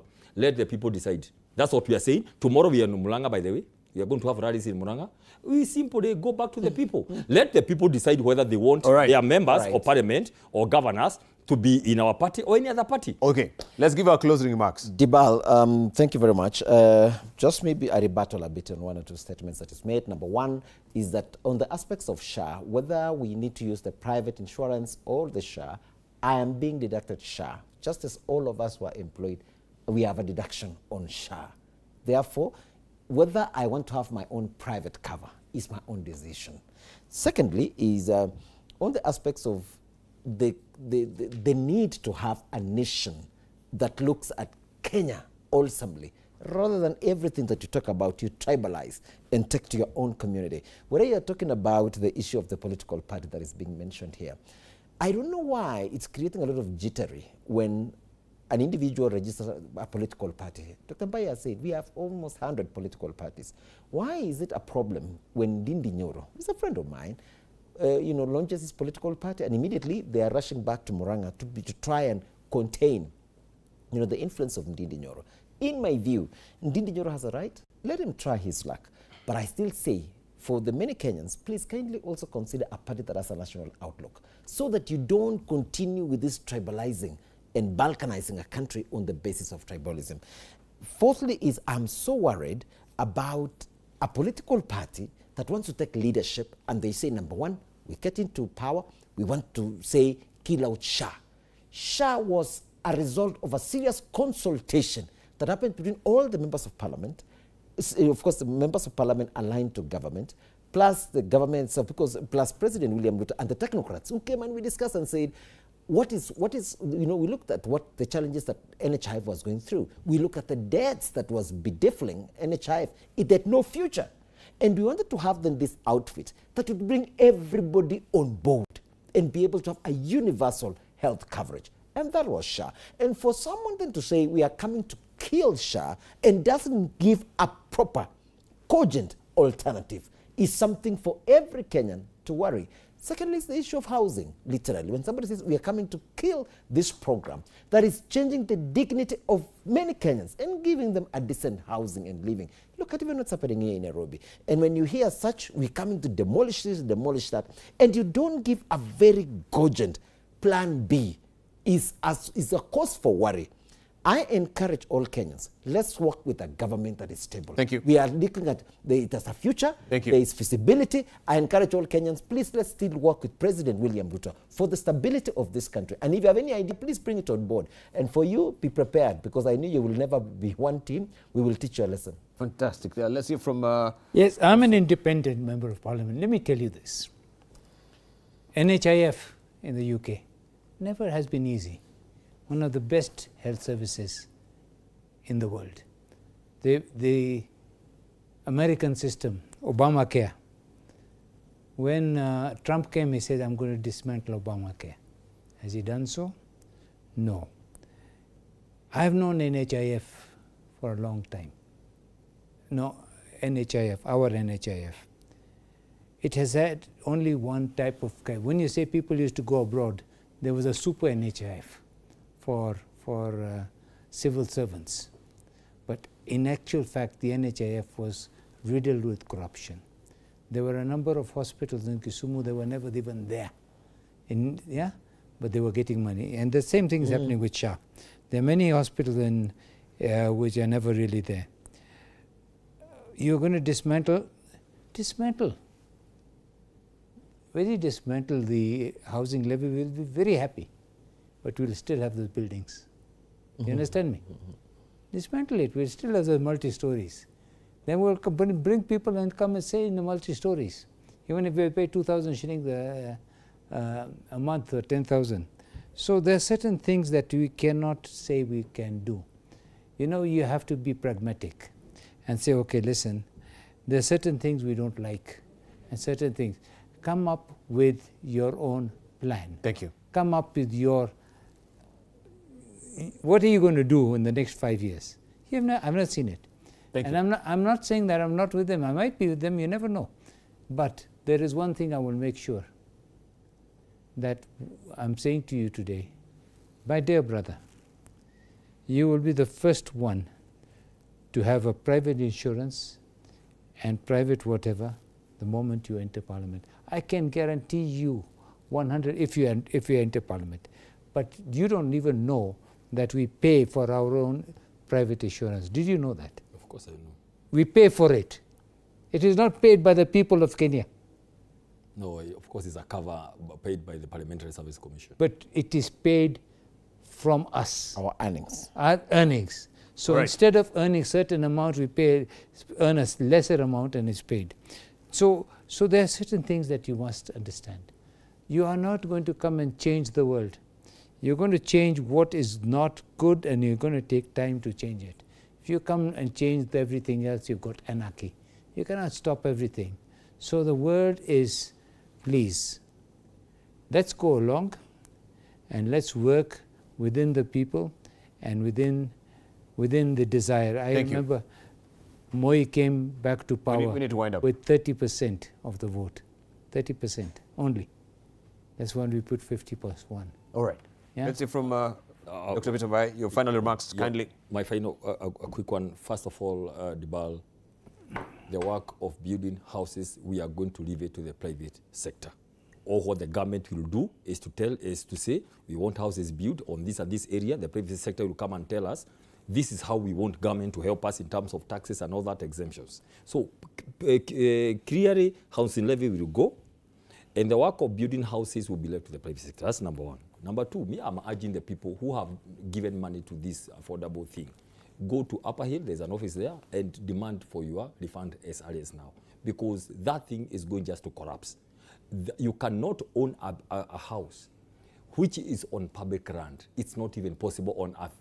So all that thing, those houses will be owned by the county governments, as simple as that. And where the land belongs to the national government, it will revert and all that very quickly. Number two, let me tell you this, Debarl. Governments in the world exist to do two social lines or social functions, health and education.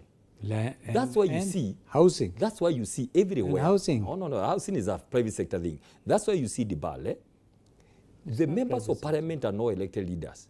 Every weekend they have cards for invitation for fundraisers, either to do with education or health. That's why we are saying we are going to set about 250 billion per year, right? To sort the issue of health, literally, so that nobody should come to me as a senator every weekend to tell us, oh, you know, these days the story is I'm on SHA, but they paid 0.5%. I'm supposed to raise 90%. We want to clear that matter once and for all. As simple as that. And so we know what to do. Free the pay slip. Make sure the health works. We are going to have something called upgraded NHF. And finally, Debarl, I want to talk to NCIC today. Please, NCIC, these are new commissioners who came to the office the other day. Please work so as people can see. Perception is stronger than reality. Work to show that you can be independent. Don't work and somebody can sense you're getting calls to do the kind of things you are doing, right? You cannot go around there where you are supposed to talk, you don't talk. Where you are not supposed to talk, that's where you talk. I'm just, Bishop Kefoma is my good friend for many years, by the way. And I've been talking to him, telling Bishop, just try to get an independent streak in whatever you are doing. Okay? We saw the other day with Mheshimiwa Kagushia, he was pounced on. Now, by DCI. So Karuma, then I told the Bishop, Karuma has not been caught by DCI because he's part of the system. But can you be seen to be working like you have some teeth? You know, not just summoning. Because these are kind of threat. Then what they do to balance the equation, they go summoning the Honorable Rigathi Gachagua. Look at that. Then I said, you have no idea what you are doing. You have no idea for things he didn't. The Honorable Rigathi Gachagua insisted. And saying, when we say, Ua nyoka na mayai, we are saying we are going to finish off, we are going to vote out the president and the people who follow him. Thank you. And he explained that. You say so? And he said that. What do you mean, Uwa? No, that is literature. Is very personal. Did you go to any school of literature? Very painful. NCIC should have a literature person. Should have somebody with to interpret things about literature and culture. The figure of speech. Is the figure of speech, but no, you know. All right, so we need to go. We need to go. We cannot use such statements and say that. Thank you. Rwanda, No. we talked about tall trees and short trees. Remember, they talked about tall trees and short trees. Even in Rwanda, you should see for yourself. If you call somebody a Hutu, all right, we need to go. Or you call somebody a Tutsi, you call them a Tutsi or Hutu, it's against the law. It is against the law. It's against the law, and they must be able to pay for it. I really appreciate it. We need to go. Thank you, Dr. Peter Mbai, Secretary Planning and Economic Affairs, DCP Party. Thank you for coming through. I really appreciate. Also, Shakil Shabir, Member of Parliament, Kisumu East. Thank you for coming through. Manu Kitur, thank you. As always, I really do appreciate. And Nandi Hills, Member of Parliament, and also the Chair of the Constitution Implementation Oversight Committee at the National Assembly. What a trenchant discussion. I know we should have had more time, but look, it's going to midnight right now. Thank you so much. I really do appreciate it. It's been such a treat. Have a good night as well. Thank you for your valued company, and have a good day tomorrow.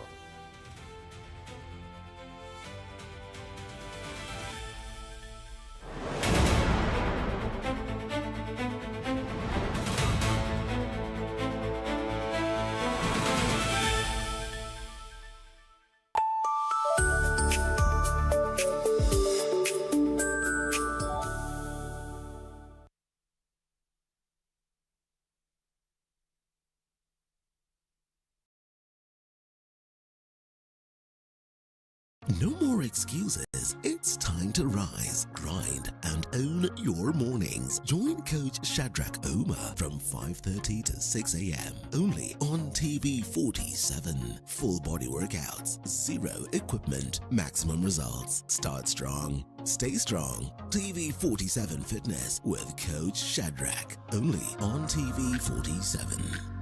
Fridays, 3:30 p.m. Ready? Go! No way! Oh, no.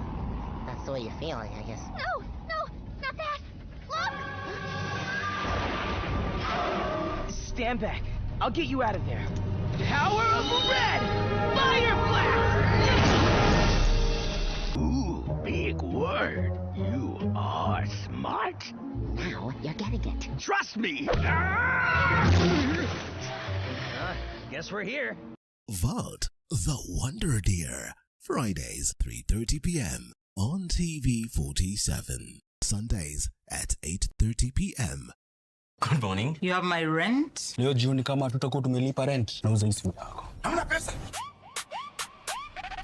I need 3 G's to make my nails today. Sasa hivi natuhusu aje? Can I order now? Do you ship? Can I get blinking ones? Mimi nilikuwa na trade. Nimeekelea kitele yangu. Kitele yangu na trade. Ikikunyuma. Oh my God. He left me. Nitumie ni line. Uko nje kuna wifi. Why? Hi-Fi? Wait, so what do we call this dish again? I have no idea. The cucumbers are there specifically for my beauty routine. Tamulini kero umeka kwa beauty product. Na ameenda. Tunafaa tukuwe na logo yetu. Like, si ni brand already. Me won't entertain divas. No. I'm not dealing with a man child. Amazing. Nishapenda hii energy. Sundays at 8:30 p.m. on TV47. Saturday